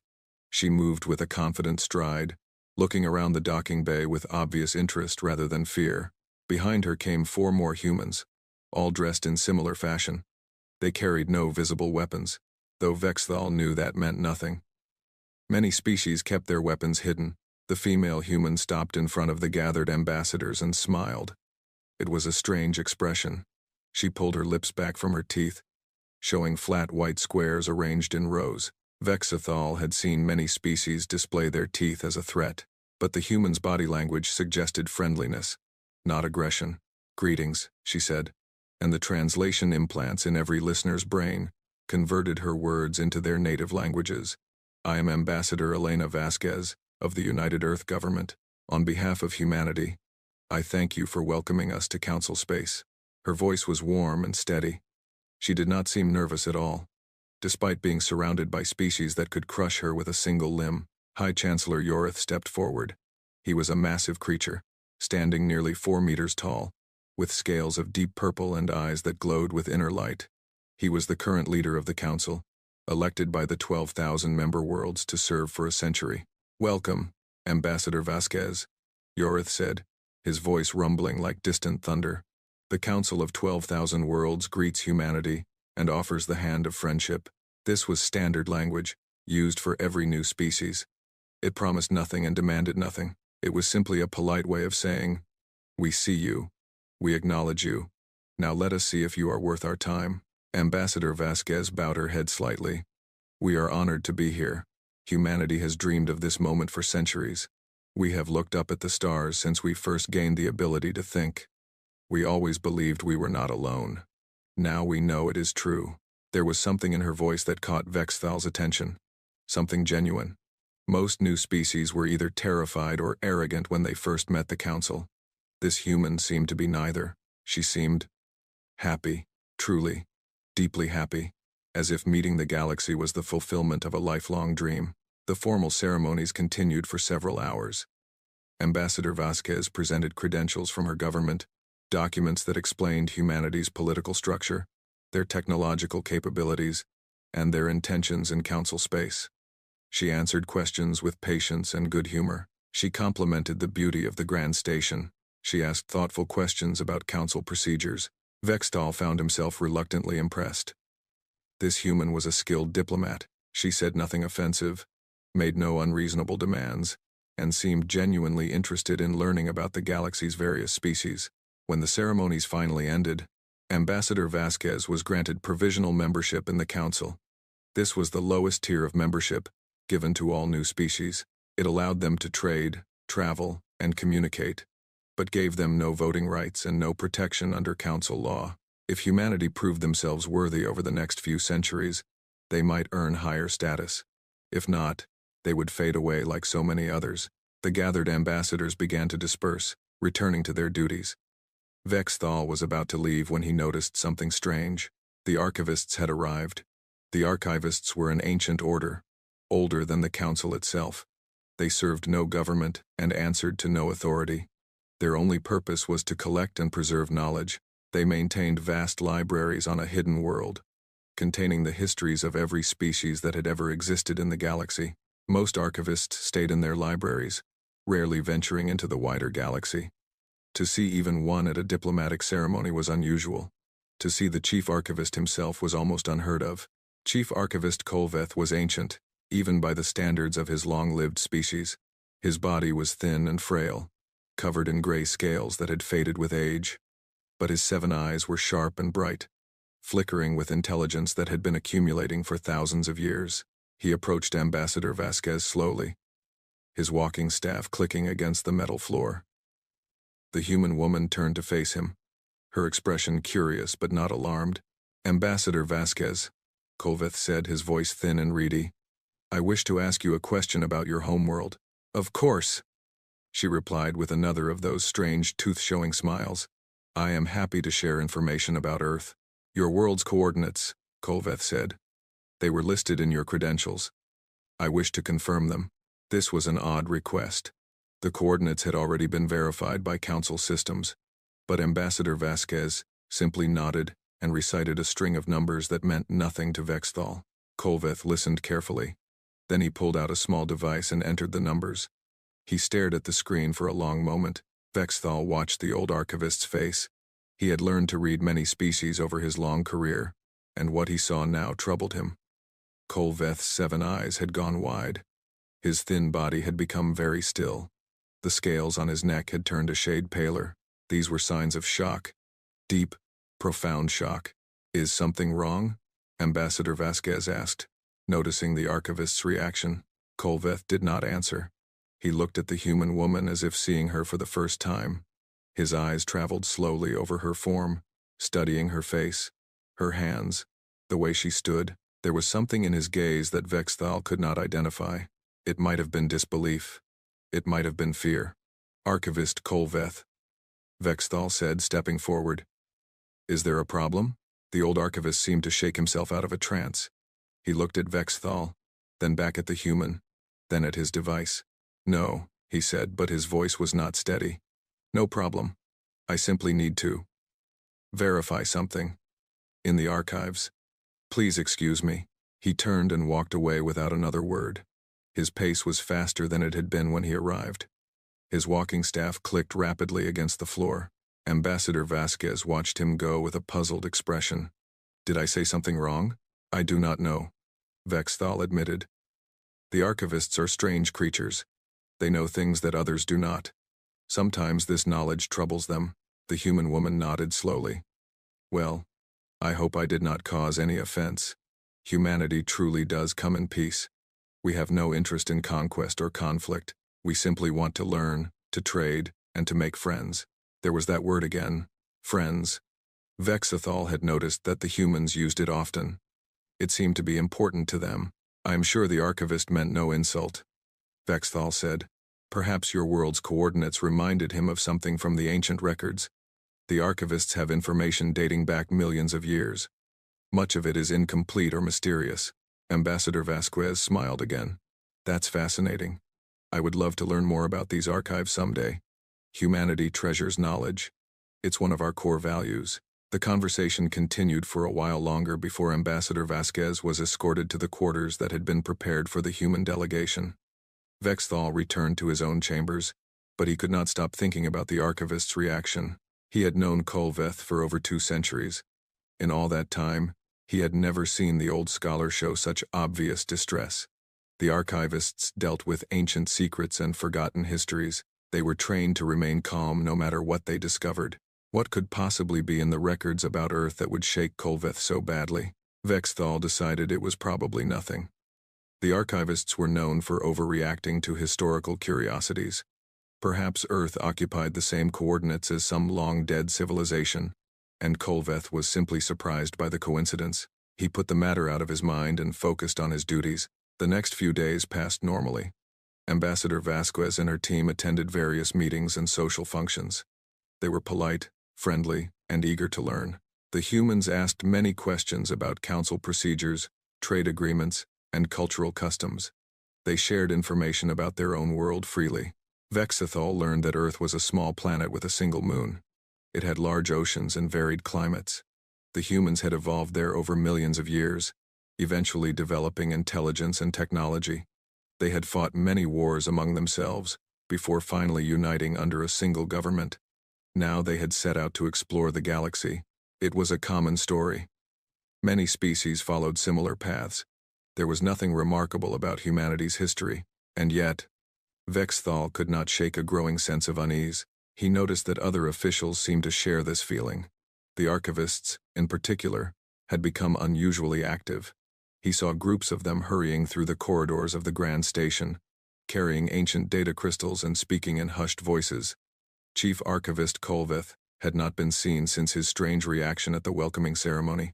On the 5th day after humanity's arrival, Vexthal received an urgent summons. He was ordered to report to the High Council chamber immediately. The message came with the highest priority seal, indicating a matter of extreme importance. When he arrived at the chamber, he found it already filled with the most powerful beings in the galaxy. All 12 of the ruling species were represented. High Chancellor Yorith sat at the center of the great table, his glowing eyes troubled, and there, standing before the assembly, was Chief Archivist Kolveth. The old scholar looked terrible. His scales had turned almost white. His 7 eyes were bloodshot and unfocused. He looked like he had not slept since the day of humanity's arrival. "Thank you all for coming," Yorith said, his deep voice heavy with concern. "The Chief Archivist has brought us information that requires our immediate attention. Archivist Kolveth, please proceed." The ancient scholar took a shaky breath. In his hands, he held a data crystal that pulsed with pale light. It was old, very old. Vexthal could see the marks of age on its surface. "Honored counselors," Kolveth began, his voice thin but steady. "I have spent the past 5 days searching the deepest archives. I have accessed records that have not been opened in millions of years. I have found information that was deliberately hidden by our predecessors, sealed away with warnings that were never meant to be ignored." He paused, looking around the chamber at the assembled leaders. "The world that humans call Earth has another name. A name given to it long before humanity existed. A name given to it by the first civilization, the ancient beings who seeded life across this galaxy before vanishing into the void." The chamber was absolutely silent. The first civilization was legend. No one knew what had happened to them or where they had gone. Their ruins were scattered across the galaxy, their technology still beyond modern understanding. Kolveth lifted the data crystal. In the language of the ancients, the human homeworld was called Keth Vul. He spoke the word carefully, as if it caused him physical pain. The translation is not exact, but the closest meaning in modern terms would be the death world, the crucible, the nursery of nightmares. Vexthal felt a chill run through his body. Around him, other ambassadors shifted uncomfortably. "I do not understand," said Counselor Mirtha. "What does this mean?" Kolveth lowered his head. When he looked up again, there was something in his eyes that Vexthal had never seen before. It was fear. Pure, raw fear. "It means," the archivist said quietly, "that we have made a terrible mistake. The creatures we have just welcomed to council space are not what they appear to be. They are not harmless newcomers. They are not primitive explorers." He held up the data crystal, and it began to project images into the air above the table. Images of a blue and green world. Images of strange creatures. Images of violence and death and survival against impossible odds. "The humans are the children of Keth Vul," Kolveth said. "They are the survivors of the most deadly world in the known galaxy. They are the nightmare that the first civilization fled from. And now, honored counselors, they are here, among us, asking to be our friends." The images continued to play, showing scenes that would haunt Vexthal's dreams for the rest of his life. And in that moment, everything the galaxy thought it knew about humanity changed forever. The archives of the first civilization were kept in the deepest level of the archivist homeworld. Few living beings had ever seen them. The records were so old that most species had forgotten they existed. Kolveth had spent 5 days without sleep searching through these ancient files. His assistants had begged him to rest, but he could not. Not after what he had discovered when he first checked the coordinates of the human homeworld. The first civilization had been the greatest empire the galaxy had ever known. They had existed hundreds of millions of years ago, when most current species were still simple organisms floating in primordial seas. They had mastered technologies that modern science could not begin to understand. They had seeded life on billions of worlds across the galaxy. And then, suddenly, they had vanished. No one knew why. Their cities stood empty. Their ships drifted through space with no one aboard. Their libraries remained, protected by machines that still functioned after countless ages.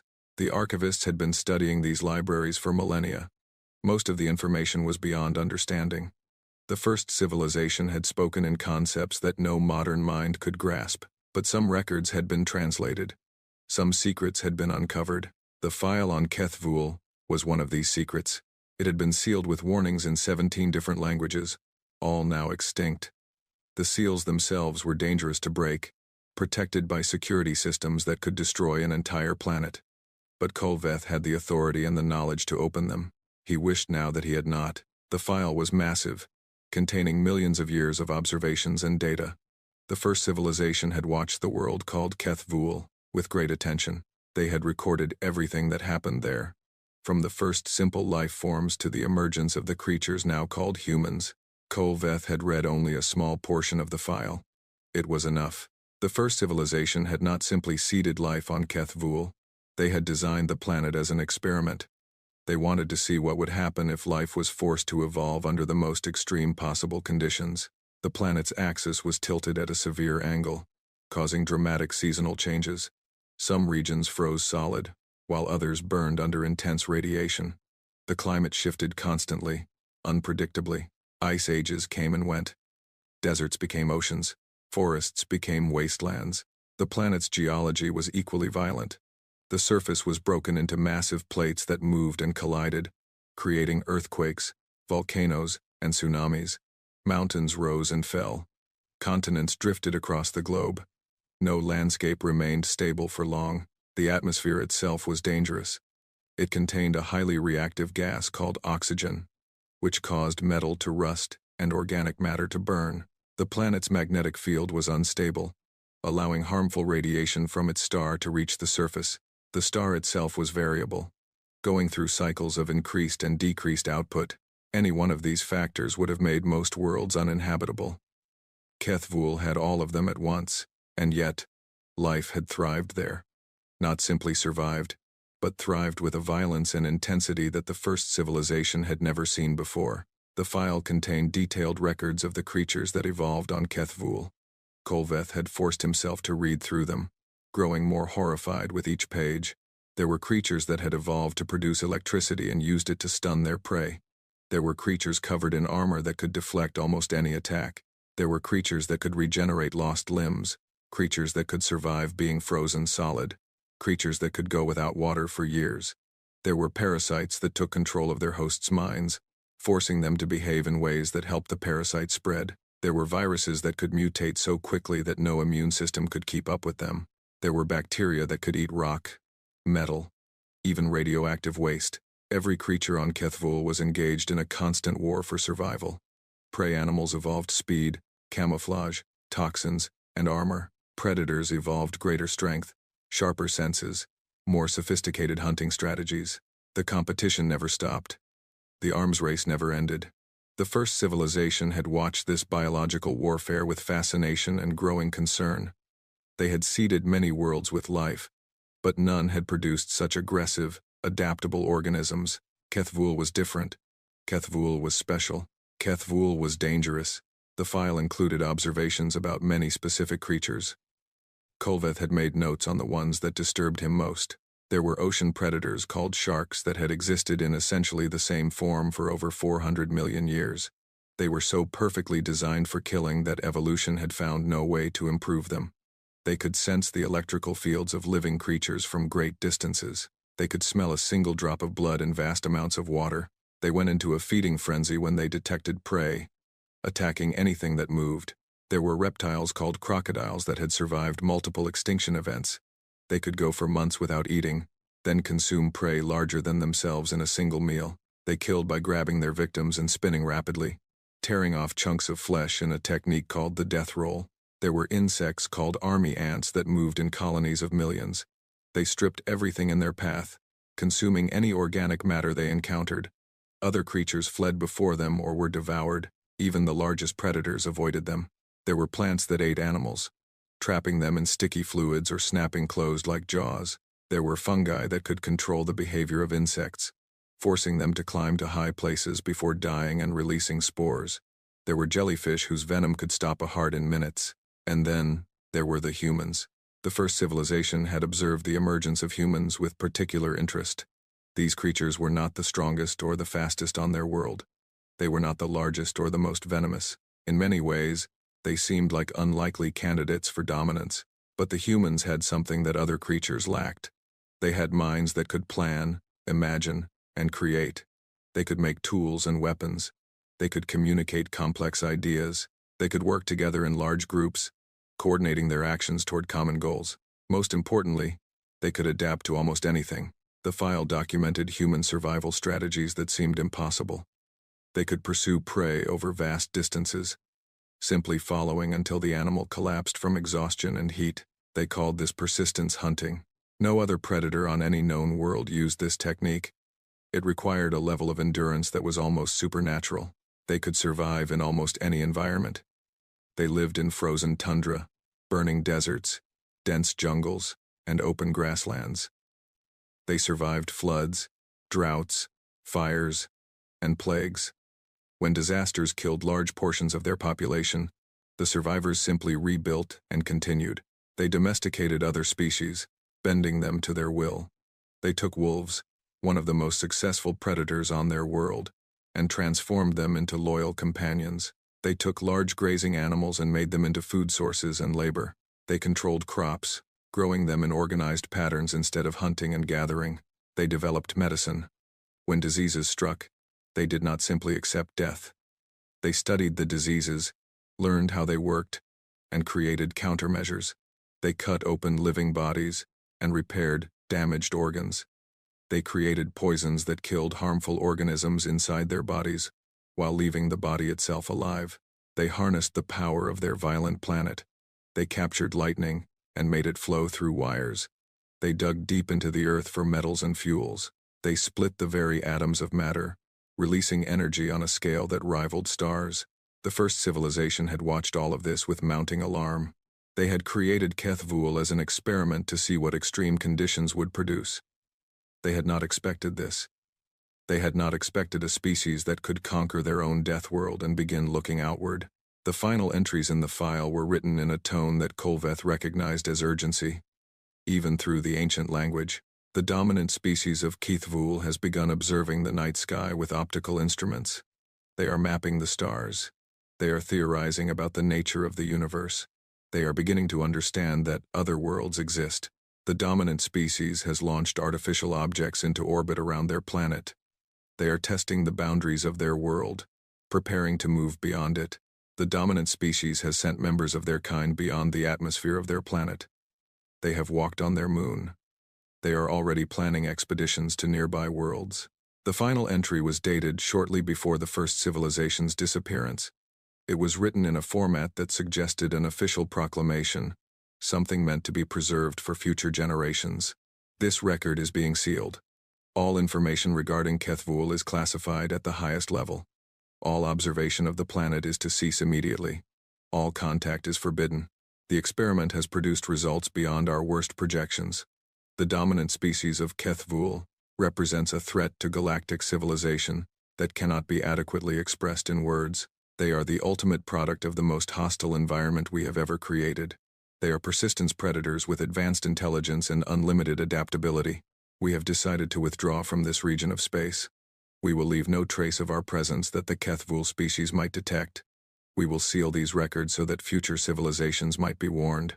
If you are reading this, it means the Keithvul species has survived and expanded into space. We do not know what they will become or what they will want. We only know what they are.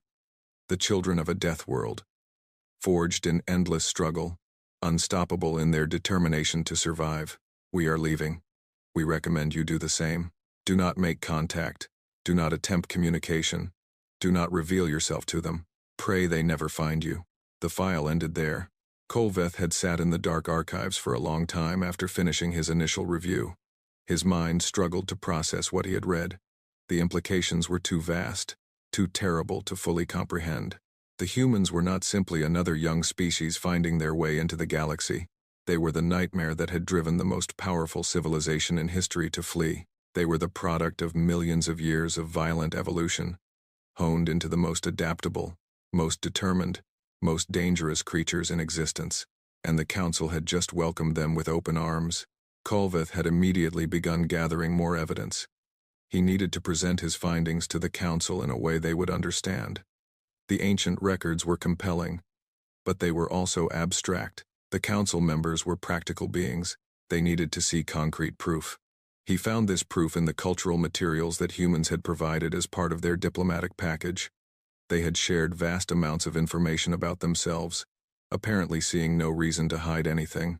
They had included historical records, scientific data, and entertainment media.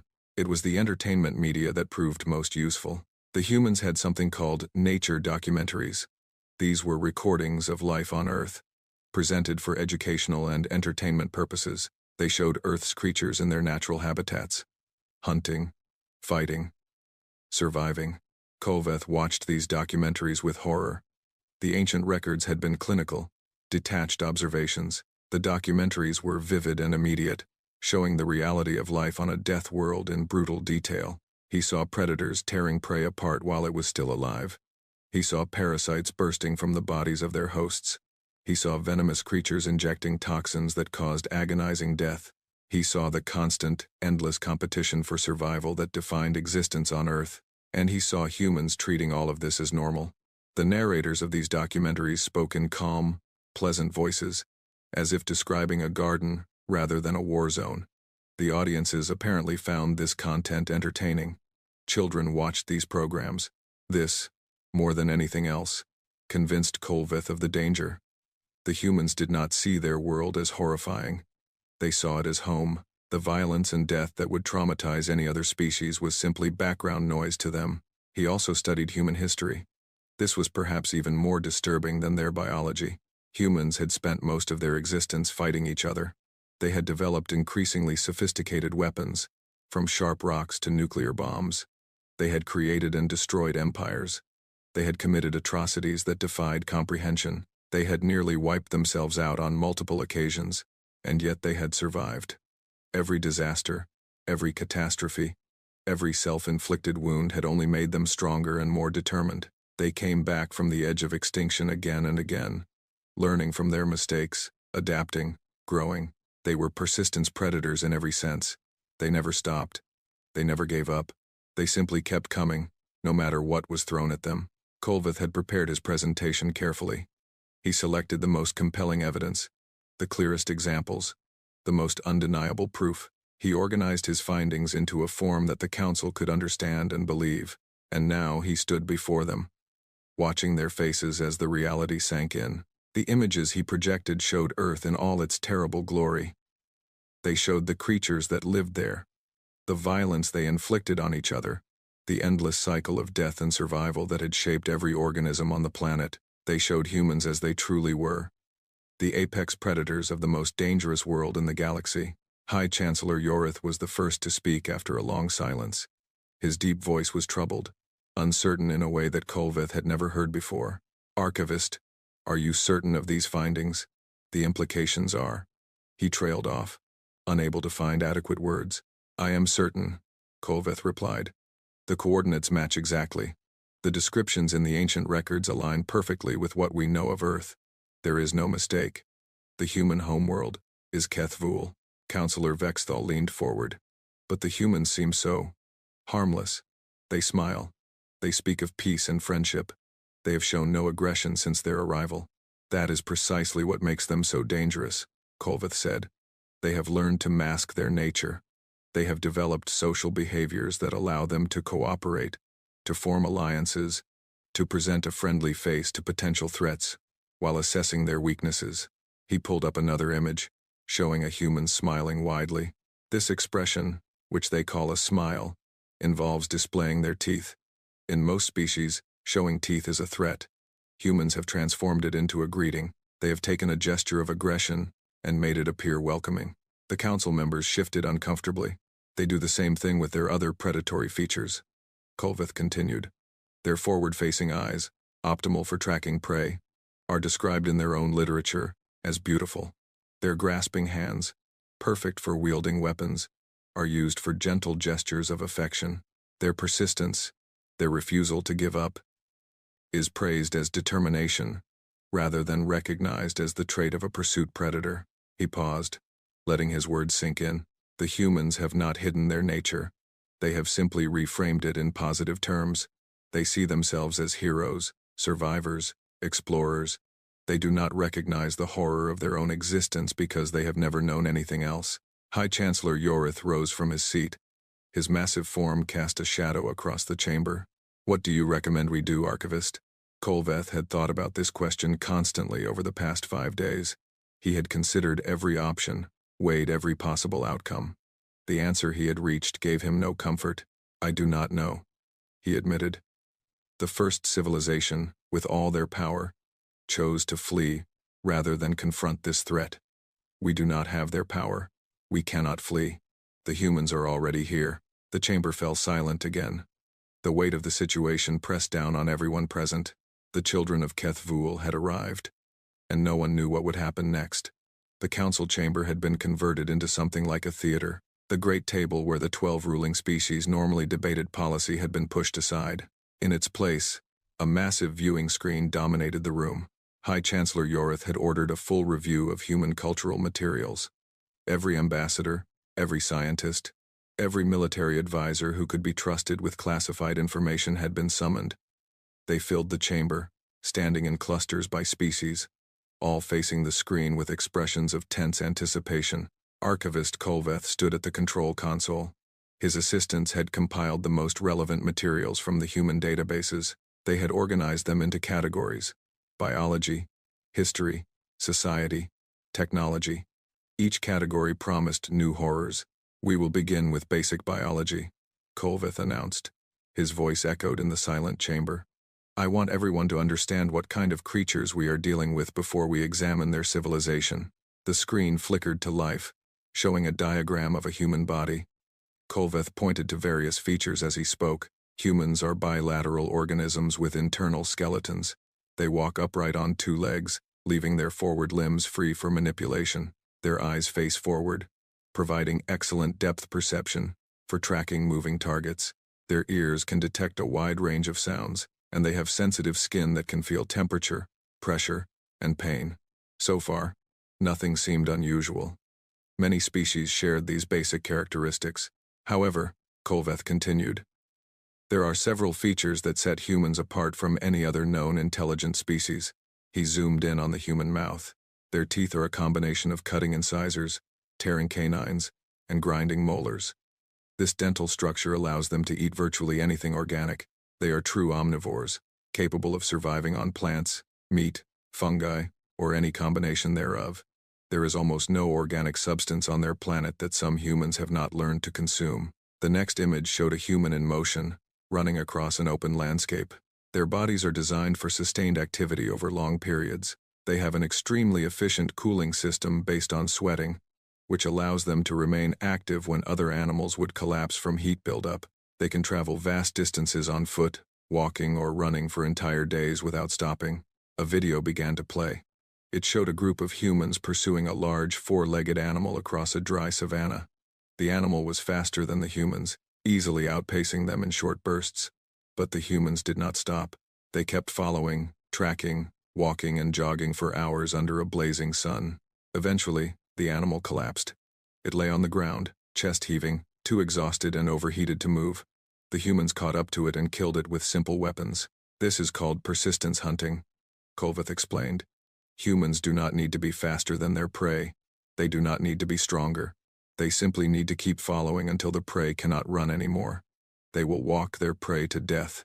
Murmurs rippled through the assembled observers. The concept was disturbing in its simplicity. Most predators relied on speed, strength, or ambush. The idea of a predator that simply refused to stop, that would follow for hours or days until its prey collapsed from exhaustion, was deeply unsettling. There is more, Kolveth said. Watch carefully. The screen showed another video, this time of humans engaged in activities they apparently did for entertainment. Humans running for dozens of kilometers in organized races. Humans lifting enormous weights. Humans swimming across vast distances of open ocean. Humans climbing frozen mountains. Humans fighting each other with their bare hands in structured competitions. Humans regularly push their bodies to the point of failure for recreation, Kolveth noted. They call this sport. They celebrate individuals who can endure the most punishment. This is not viewed as unusual or disturbing in their culture. It is considered admirable. The video changed again, showing something even more alarming. A human lying on a table while other humans cut into their body with metal instruments. This is human medicine, Kolveth said. When a human is injured or diseased, other humans will cut them open and repair the damage directly. They remove diseased organs and replace them with healthy ones taken from other humans. They implant mechanical devices to assist failing hearts. They reconnect severed nerves and blood vessels with tiny stitches. Several observers made sounds of disgust. The idea of opening a living body and manipulating its internal organs was deeply disturbing to most species. It gets worse, Kolveth said. When humans develop cancerous growths, they do not simply accept death. They fight back using methods that would kill any other species. The screen showed images of humans undergoing treatment. Hairless patients lying in hospital beds, connected to machines that pumped toxic chemicals into their blood. They inject themselves with poisons designed to kill rapidly dividing cells. The poisons kill the cancer, but they also damage the patient's own body. Humans endure nausea, weakness, hair loss, and organ damage. Many die from the treatment itself. Those who survive are considered victorious. Another image showed humans lying under large machines that emitted invisible radiation. They also expose themselves to radiation. The same radiation that causes cancer can be used to destroy it, if applied carefully. Humans deliberately burn their own bodies with radiation to kill tumors. Then they heal and continue living. Counselor Mirtha spoke up, her voice shaking slightly. They poison and burn themselves, and they survive? Many do, Kolveth confirmed. Their bodies have remarkable healing abilities. Broken bones will mend. Damaged tissue will regenerate. Their immune systems can learn to recognize and destroy invaders that they have never encountered before. Humans have eradicated diseases that once killed millions of their kind, simply by studying them and developing countermeasures. He paused, letting this information sink in. Now let us examine the creatures that humans share their world with. The next series of videos came from the nature documentaries that humans watched for entertainment. The images were accompanied by calm narration in human languages, translated by the viewing system. A shark appeared on screen, its streamlined body cutting through blue water. Its mouth opened, revealing rows of triangular teeth. This is a shark. There are many species, but all share certain characteristics. They have been essentially unchanged for over 400 million years, because evolution has found no way to improve their design. They can detect blood in water from great distances. They can sense the electrical fields generated by living creatures. When they bite, their teeth can cut through bone. The shark attacked something off-screen, and the water turned red. Sharks occasionally attack humans. When this happens, the human response is not to avoid the ocean. Instead, humans enter the water deliberately to study sharks. Some humans swim with sharks for recreation. Others capture sharks, attach tracking devices, and release them. Humans do not fear these creatures. They are fascinated by them. The screen changed to show a massive reptile lying on a riverbank. Its scales were dark green, and its eyes watched the camera with cold intelligence. This is a crocodile. Like sharks, crocodiles have remained essentially unchanged for millions of years. They are ambush predators, waiting beneath the water until prey approaches, then exploding upward with incredible speed. Their bite force is the strongest of any animal on Earth. A video played showing a crocodile attacking a large animal that had come to drink at a river. The crocodile grabbed its prey and began spinning rapidly, tearing chunks of flesh free in a spray of blood. This is called the death roll. Crocodiles cannot chew, so they tear their prey apart by spinning. The forces involved are extreme. Prey animals are often ripped into pieces while still alive. Several observers turned away from the screen. Others watched with horrified fascination. Humans live alongside these creatures, Colveth continued. In some regions, crocodiles regularly attack and kill humans. The human response is not to abandon these areas. Instead, they develop strategies for coexisting with the predators. Some humans even wrestle crocodiles for entertainment. The next images showed smaller creatures, but no less disturbing. A spider the size of a human hand crouched on a branch. Its multiple eyes gleamed in the light. Many creatures on Earth produce venom. This spider can kill a human with a single bite. The venom attacks the nervous system, causing paralysis and eventual death. Humans have developed antivenoms for many of these creatures, but not all. Despite this, humans live in areas populated by venomous animals and accept the risk as normal. The screen showed a colorful frog sitting on a leaf. This small creature produces toxins through its skin. A single frog contains enough poison to kill 10 adult humans. The indigenous humans of its region use this poison on hunting darts. They have learned to weaponize the creatures of their world. Image after image followed. Venomous snakes that could kill within hours. Jellyfish with tentacles that caused agonizing pain and heart failure. Plants that produced chemicals to deter being eaten, which humans deliberately consumed for their effects on the mind. Then came the truly disturbing portion of the presentation. Now, Colveth said, we will examine the relationship between humans and their parasites. The screen showed microscopic organisms swimming through blood. Humans host countless parasites, both inside and outside their bodies. Bacteria live in their digestive systems by the trillions. Mites live on their skin and in their hair. Viruses invade their cells and use them to reproduce. A diagram appeared showing a worm-like creature coiled inside a human body. Some parasites grow to considerable size inside human hosts. This tapeworm can reach lengths of several meters. It lives in the human digestive system, stealing nutrients from its host. Humans can carry these parasites for years without knowing. Another image showed insects feeding on human blood. Mosquitoes drink human blood and transmit diseases in the process. Malaria, a disease caused by parasites spread by mosquitoes, has killed more humans than any war in their history. Billions of humans have died from this single disease. Counselor Yithral of the Mendari Collective raised a trembling limb. How is this species still alive? How has it not been wiped out by disease? An excellent question, Colveth replied. The answer is adaptation. Human immune systems are remarkably sophisticated. They can learn to recognize and destroy pathogens that they have never encountered before. They develop antibodies, specialized proteins that target specific invaders. Their immune systems have been in a constant arms race with parasites for millions of years. He pulled up another series of images. More importantly, Humans have developed cultural adaptations to deal with disease. They wash their bodies and their living spaces to remove pathogens. They cook their food, using heat to kill harmful organisms. They quarantine sick individuals to prevent spread. They have developed an entire field of science dedicated to understanding and fighting disease.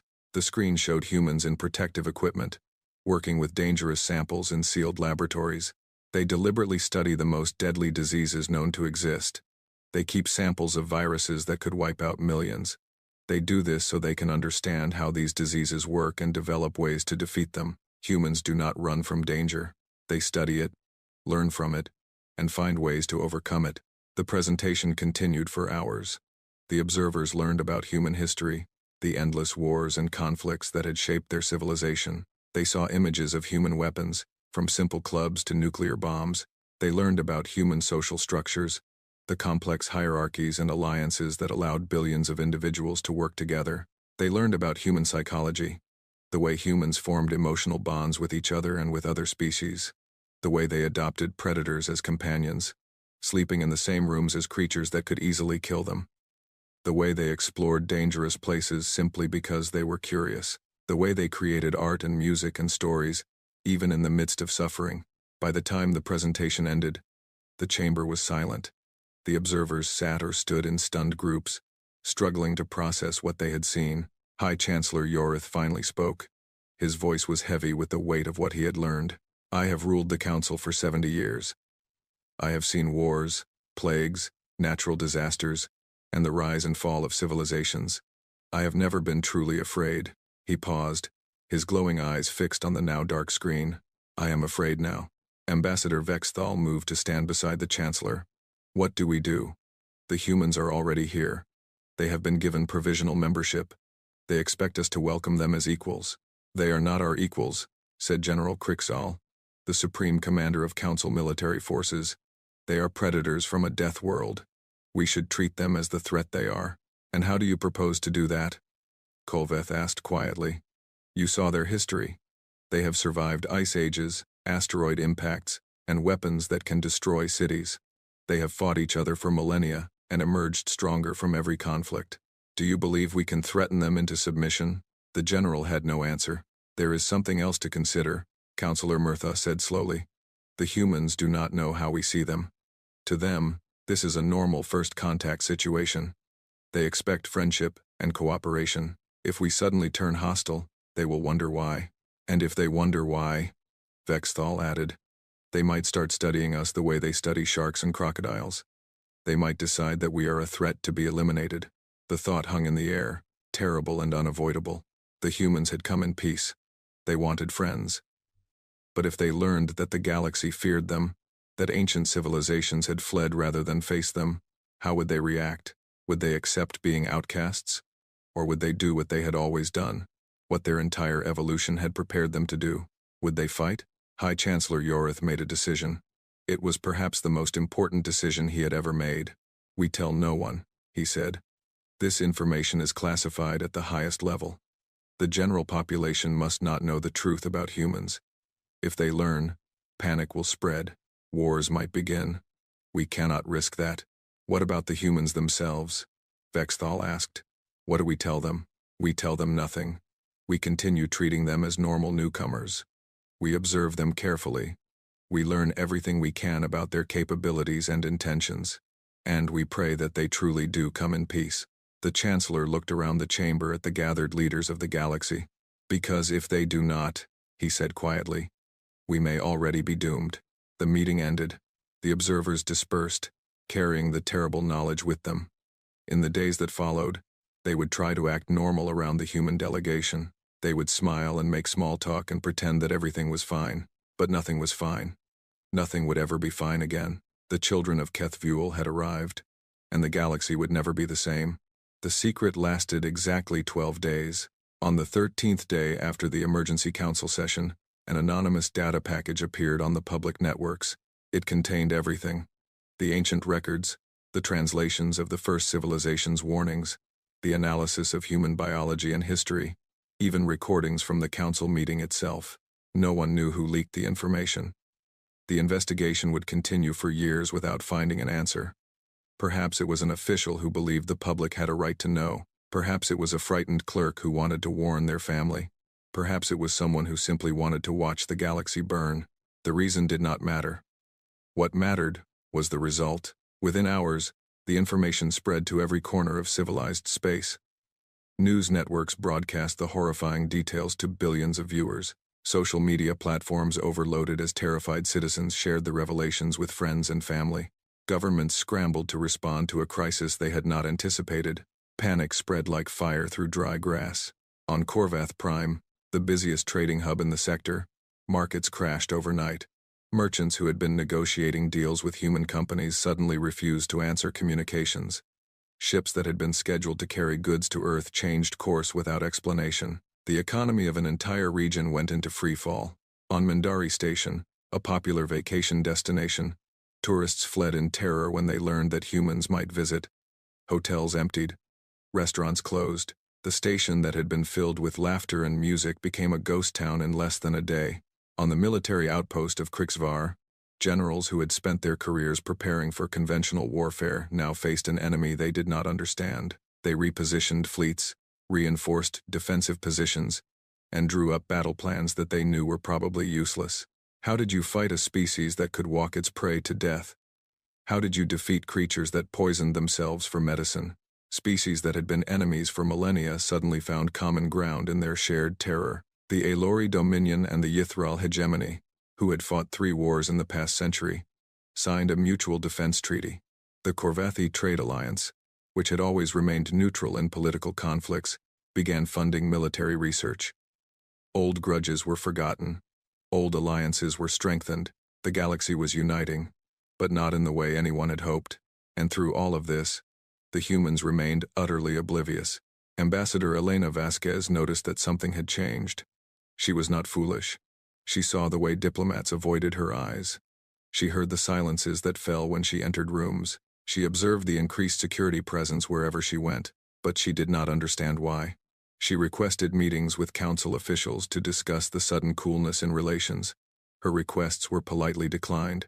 She sent messages asking if humanity had done something to cause offense. Her messages went unanswered. She tried to engage other diplomats in casual conversation. They made excuses and hurried away. After 2 weeks of this treatment, she filed a formal complaint with the council's diplomatic office. The complaint was acknowledged but not addressed. She felt like she was shouting into a void. Meanwhile, her staff reported similar experiences. Human scientists who had been invited to collaborate with galactic researchers found their invitations withdrawn. Human traders who had been negotiating business deals watched their partners disappear. Human tourists who visited alien worlds were met with stares, whispers, and obvious fear. A human engineer named David Chen had perhaps the most confusing experience. He had been hired to help repair a power plant on a Mindari colony world. When he arrived for his first day of work, he found the facility abandoned. His co-workers had all called in sick. The plant manager had resigned overnight. He stood alone in an empty building, wondering what he had done wrong. He eventually figured out how to do his job without help. He fixed the plant by himself, working double shifts for 3 weeks. When he left, the Mindari government sent him a bonus payment of twice his agreed salary. The message that accompanied the payment thanked him for his service and requested that he never return. David Chen went home confused but richer. He never did learn why everyone had been so afraid of him. Similar stories accumulated across the galaxy. Humans who tried to make friends found themselves isolated. Humans who tried to help found themselves avoided. Humans who asked questions found themselves met with nervous silence.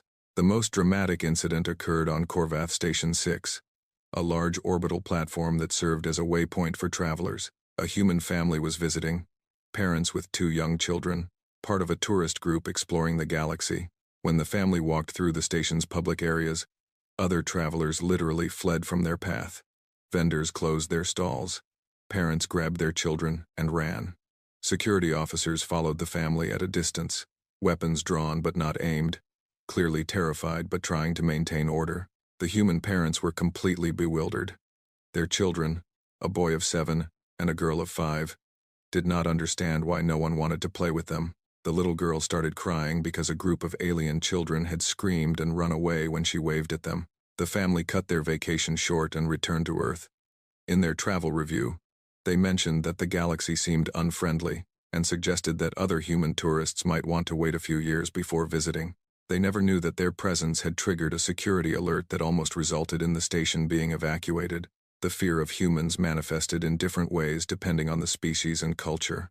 The Allori, who prided themselves on rationality and scientific thinking, approached the human threat analytically. They studied every piece of information available, created detailed profiles of human capabilities, and developed contingency plans for various scenarios. Their military conducted war games, simulating human attacks. Their scientists worked on countermeasures for human persistence hunting. Their psychologists studied human social patterns, looking for weaknesses to exploit. The Yithral, a deeply spiritual species, interpreted the humans through their religious traditions. Many Yithral believed that humans were a punishment sent by the gods. Temples filled with worshippers praying for protection. Religious leaders preached that the galaxy must atone for its sins to avoid the wrath of the Death World children. The Korvathi, practical merchants who cared primarily about profit, calculated the economic impact of the human arrival. They determined that trade with humans could be enormously profitable. But the risks were too great. They implemented policies restricting human commerce, arguing that it was better to lose potential gains than to invite disaster. And the common people of 1,000 worlds simply lived in fear. They shared horror stories about humans. They spread rumors and exaggerations. They created art depicting humans as monsters. They taught their children to hide if they ever saw a human. Human media became a particular focus of terror. The nature documentaries that archivist Kolveth had shown to the Council spread across the galaxy, watched by billions who wanted to understand the threat. These documentaries were not horror films. They were educational programs that humans showed to their children. But to alien viewers, they were more terrifying than any nightmare. The scene of the persistence hunt became especially infamous. Aliens watched humans pursue their prey across kilometers of landscape, never stopping, never tiring, while the animal they chased slowly weakened and died. The calm narration explaining this hunting technique made it even worse. Humans were not ashamed of what they did. They thought it was fascinating. Other human media spread as well. Action movies showing humans fighting against impossible odds. Medical dramas depicting surgeries and treatments. Historical documentaries about human wars. All of it confirmed the galaxy's worst fears. Humans were exactly as dangerous as the ancient records had warned. The breaking point came 6 weeks after the information leak.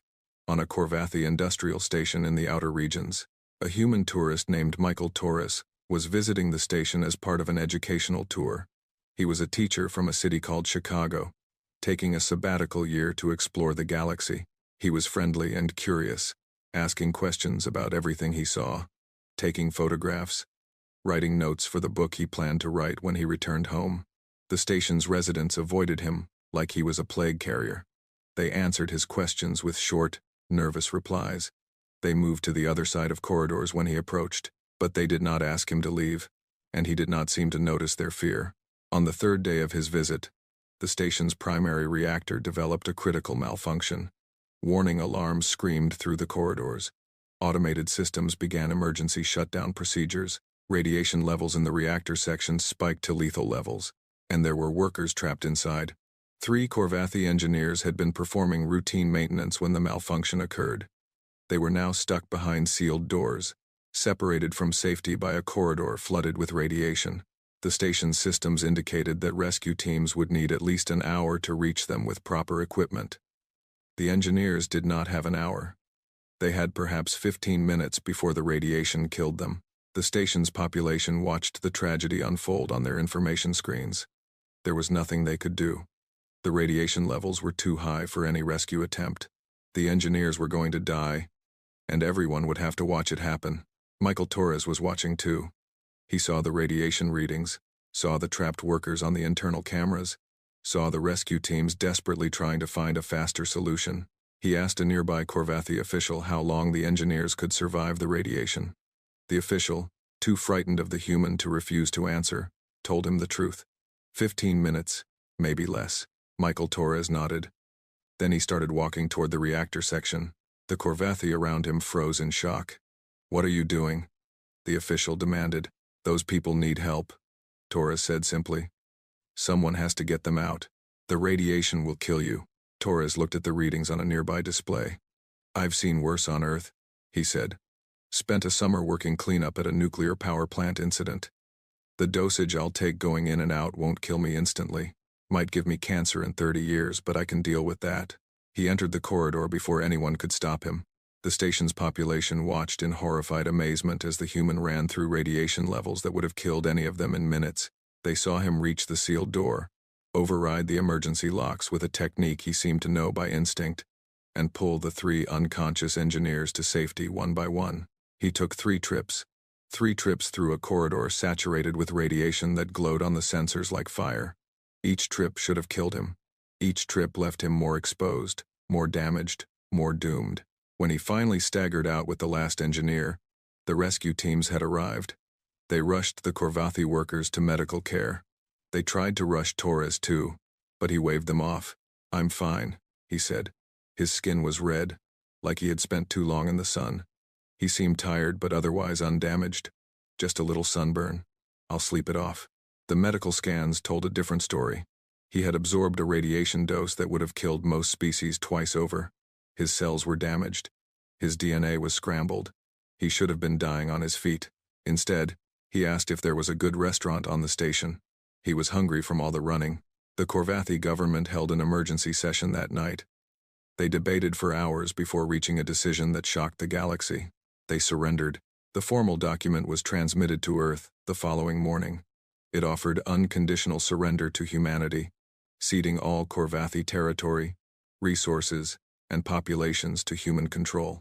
The document praised humanity's strength and mercy, begging for kind treatment of the Corvathi people. The United Earth government was utterly confused by this message. They were not at war with the Corvathi. They had never threatened the Corvathi. They had barely even heard of the Corvathi before receiving the surrender document. Ambassador Vasquez tried for 3 days to explain that humanity did not accept surrenders from people they were not fighting. The Corvathi government responded with increasingly desperate pleas, offering more territory, more resources, anything to appease the Death World conquerors. Finally, a frustrated Vasquez managed to arrange a direct conversation with the Corvathi Prime Minister. She asked, as calmly as she could, why in the name of all that was holy the Corvathi thought humanity was conquering them. The Prime Minister stared at her through the communication screen. "One of your warriors walked through lethal radiation to save 3 of our people," he said. "He carried them to safety while his own body burned from the inside. Then he asked for dinner." Vasquez was silent for a moment. "That was Michael Torres. He's not a warrior. He's a high school teacher." The Prime Minister's face went pale. "A teacher? You give your children to someone who can survive lethal radiation?" "Mr. Torres said the radiation levels reminded him of a cleanup job he did in his 20s. We had a nuclear plant accident, and volunteers helped with the recovery. It's not that unusual." The Prime Minister ended the call without another word. The surrender remained on the table. The Corvathi seemed to believe that refusing it would anger their new human overlords. Back on the Grand Station, Ambassador Vasquez sat alone in her quarters, reading reports from across the galaxy. Everywhere, humans were being treated with terror. Everywhere, their attempts at friendship were being rejected. Everywhere, they were seen as monsters. She did not understand why. She was a diplomat. She had spent her career building bridges between peoples. She believed in communication, cooperation, and mutual understanding. But how could you communicate with people who ran away when you smiled? She made a decision. If the galaxy would not explain itself, she would force an explanation. She would go to the council directly, walk into their chamber, and demand to know what was happening. If they feared her, she would show them there was nothing to fear. And if they would not listen, she would make them listen. The children of Kethvul had come in peace. It was time for the galaxy to understand what that really meant. Ambassador Elena Vasquez walked through the corridors of the Grand Station with determined steps. She had not slept well in weeks. The confusion and frustration had built up inside her until she felt like she might explode. Today, she would get answers or die trying. Not that she expected to die. She had survived too much in her life to worry about something as simple as an uncomfortable conversation. She had grown up in the favelas of Sao Paulo, where every day was a fight for survival. She had watched friends die from disease, violence, and poverty. She had clawed her way out through education, determination, and a stubborn refusal to accept that the world owed her nothing but suffering. At 32, she had been diagnosed with cancer. The doctors had given her 2 years to live. She had fought back with chemotherapy, radiation, and sheer willpower. The treatments had been agony. There were days when she wanted to die just to escape the pain. But she had kept fighting, kept enduring, kept refusing to surrender. She was 53 years old now. She had outlived her diagnosis by 20 years. She had outlived 3 husbands, 2 of natural causes, and 1 in a shuttle accident. She had raised 2 children and buried 1. She had built a career in diplomacy through talent, hard work, and an absolute unwillingness to take no for an answer. A few frightened aliens were not going to stop her from doing her job. The security checkpoints leading to the council chamber were heavily guarded. Teams of soldiers from a dozen different species stood at each one, armed with weapons that could vaporize flesh. They watched Vasquez approach with obvious terror in their various eyes. She walked straight toward the first checkpoint without slowing down. "Ambassador, you do not have authorization to proceed," said the guard captain, a massive creature with 4 arms and chitinous armor covering most of its body. Its voice trembled slightly. "Then stop me," Vasquez said calmly. The captain did not move. Neither did any of the other guards. They parted before her like water before a ship's bow, pressing themselves against the walls as she passed. She walked through checkpoint after checkpoint. At each one, the guards tried to challenge her. At each one, they backed down when she kept walking. They could have stopped her. They had the weapons and the numbers, but none of them wanted to be the one to touch the Death World predator. The doors to the council chamber were enormous, carved from some kind of crystal that glowed with inner light. 2 elite guards stood before them, the best soldiers in the galaxy, trained for centuries in combat techniques that could kill most opponents in seconds. They stepped aside without a word. Vasquez pushed the doors open and walked into the chamber. The Council of 12,000 Worlds was in session. Representatives from every member species filled the vast circular room, arranged in tiers that rose toward a distant ceiling. At the center, the 12 ruling species sat at their great table, debating matters of galactic importance. All of this stopped when Vasquez entered. 12,000 voices fell silent at once. 12,000 pairs of eyes, or more in the case of some species, turned to stare at the human who had walked uninvited into their most sacred space. Vasquez stood at the entrance for a moment, surveying the room. She saw fear in those watching eyes. Fear and something else that she had not expected. Resignation. They looked at her like prey animals watching a predator approach. They had accepted that this moment would come. They had been waiting for the children of Keth Vuul to show their true nature, to abandon the pretense of friendship and reveal themselves as the conquering monsters they surely must be. Vasquez felt something shift inside her. The frustration that had driven her here began to transform into something else. Understanding. She walked slowly toward the center of the chamber. Representatives scrambled out of her path, climbing over seats and pushing each other aside in their desperation to get away from her. Some made sounds of distress. A few fled through emergency exits. The rest pressed themselves against the walls, trying to be invisible. By the time she reached the great table, almost a third of the chamber had emptied. The 12 ruling representatives remained, frozen in their seats, watching her with expressions that ranged from terror to despair. High Chancellor Yorith rose from his place. His massive form cast a shadow across the table. His glowing eyes met hers, and in them she saw the weight of terrible knowledge. "Ambassador Vasquez," he said, his deep voice carefully controlled. "You were not expected." "I noticed," she replied. "I've been trying to get a meeting for 3 weeks. It seemed easier to just show up." A sound rippled through the remaining representatives. It might have been nervous laughter. It might have been whimpers of fear. Vasquez looked around the chamber, taking in the scene. Thousands of intelligent beings, representatives of civilizations that had existed for millions of years, cowering before a single human woman who had simply walked through their security because no one was willing to touch her. "I came here to ask why everyone is afraid of us," she said. "I think I already know the answer." She turned back to the Chancellor. "You found the old records, didn't you? The ones from the first civilization. The ones that talk about our world." Yorith's glowing eyes flickered. "How did you know about those?" "I didn't until now. But it's the only explanation that makes sense." She paused. "What did they call us? What name did they give our world?" There was a long silence. Then Archivist Kulvith rose from his seat among the ruling representatives. The ancient scholar looked exhausted. His scales faded and his 7 eyes dim with fatigue, but his voice was steady when he spoke. They called your world Kethvul. In their language, it means the death world, the crucible, the nursery of nightmares. Vasquez nodded slowly. And what did they say about us? They said to run. They said to never make contact. They said that you were the most dangerous species they had ever created, the product of the most hostile environment in the galaxy. Kolvith's voice dropped. They said to pray you never found us. The chamber was absolutely silent. Every being present was watching the exchange, waiting to see what the human would do with this information. Vasquez closed her eyes for a moment. When she opened them again, there was something in her expression that had not been there before. It was not anger. It was not triumph. It was sadness. Everything you fear about us is true, she said. The words hit the chamber like a physical blow. Several representatives made sounds of despair. Others clutched at their seats as if preparing for an attack.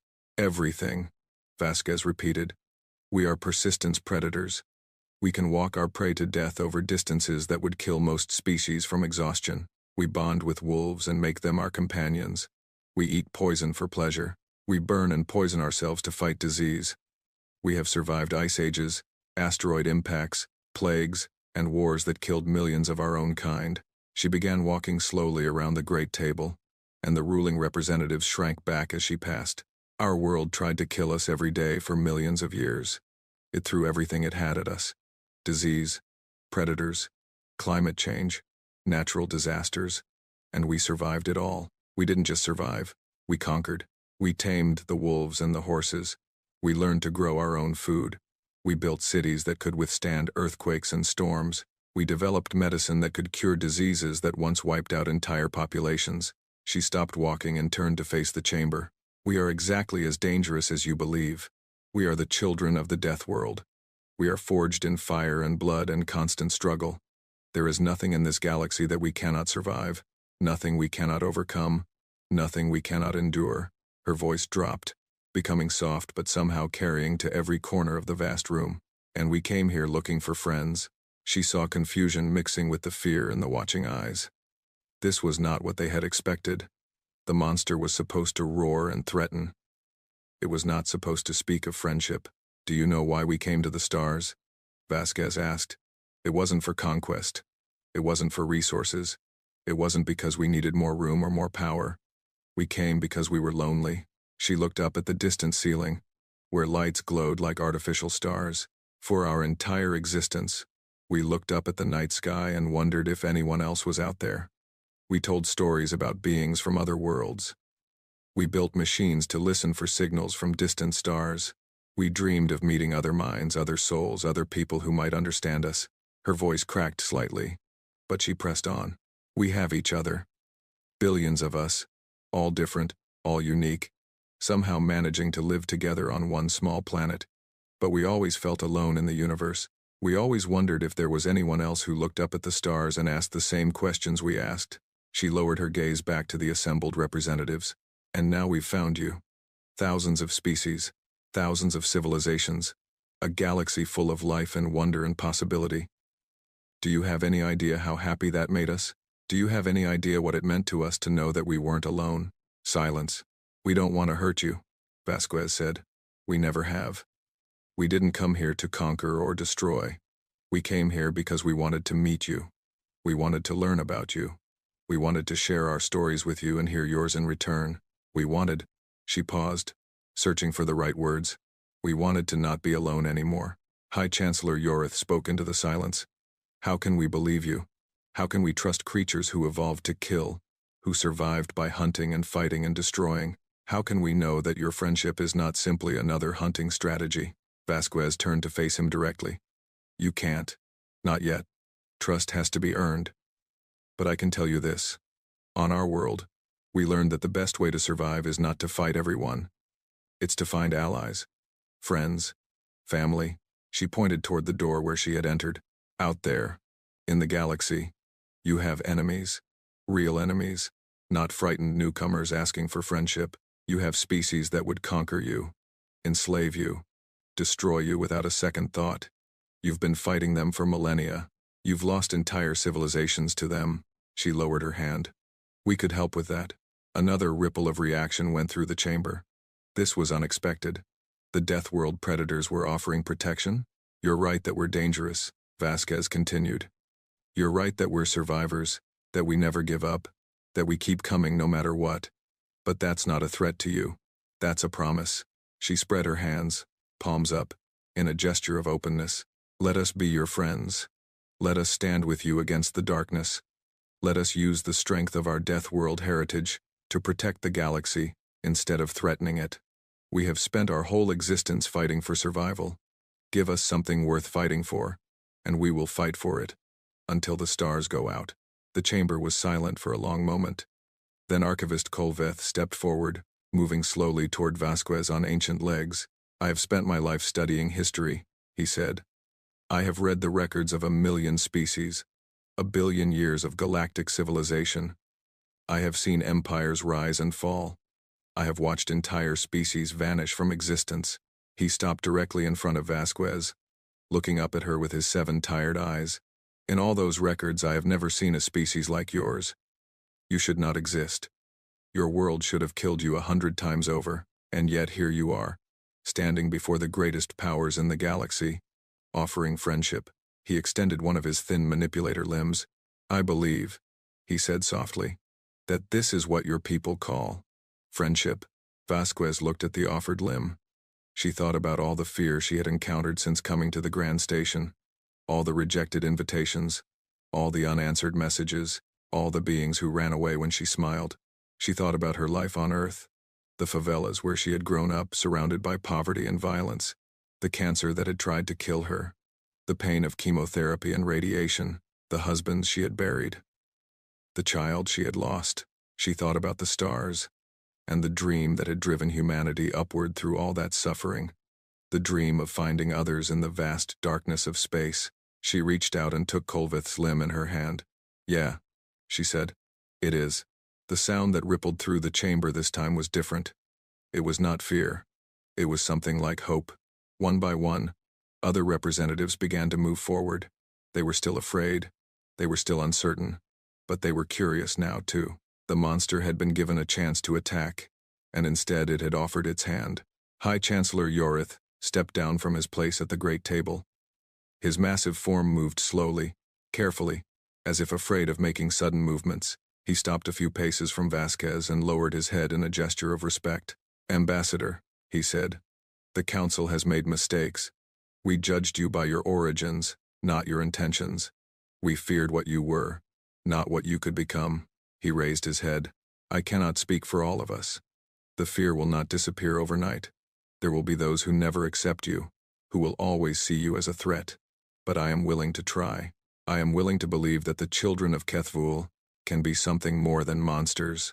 Vasquez smiled. It was a genuine smile, not the diplomatic mask she usually wore. She felt the tension of weeks draining away, replaced by something warm and hopeful. That's all we've ever asked, she said. A chance. Let us show you who we really are. The doors to the chamber opened, and other members of the human delegation entered. They had been waiting outside, ready to support their ambassador if needed. Now they came to stand beside her, facing the assembled representatives of 1,000 worlds. They were not soldiers. They were not warriors. They were diplomats, scientists, teachers, and traders, ordinary humans who had volunteered to represent their species among the stars. They were also the children of a death world, forged in fire, tempered by struggle, carrying the heritage of 1 million years of survival in their bones, and they were smiling. Vasquez addressed the chamber one final time. The galaxy is a dangerous place. You know that better than we do. But you don't have to face it alone anymore. We're here now. We're not going anywhere. And if you let us, we will stand between you and the darkness. She paused, her voice dropping to something almost gentle. That's what friends do. The negotiations would take years. The treaties would be complex. The process of building trust between humanity and the galactic community would be long and difficult, filled with misunderstandings and setbacks. But in that moment, in the council chamber of the Grand Station, something changed. The galaxy looked at humanity and saw monsters. Humanity looked back and saw friends. And against all probability, Against all the warnings of ancient civilizations and all the fears of modern ones, those two visions began to merge into something new. The children of Kethvul had come home to a family they had never known existed, and the galaxy, for the first time in its long history, had protectors who would never stop fighting, never give up, never surrender. The darkness was still out there, vast and hungry and waiting, but now, so were the humans, and the humans were no longer alone.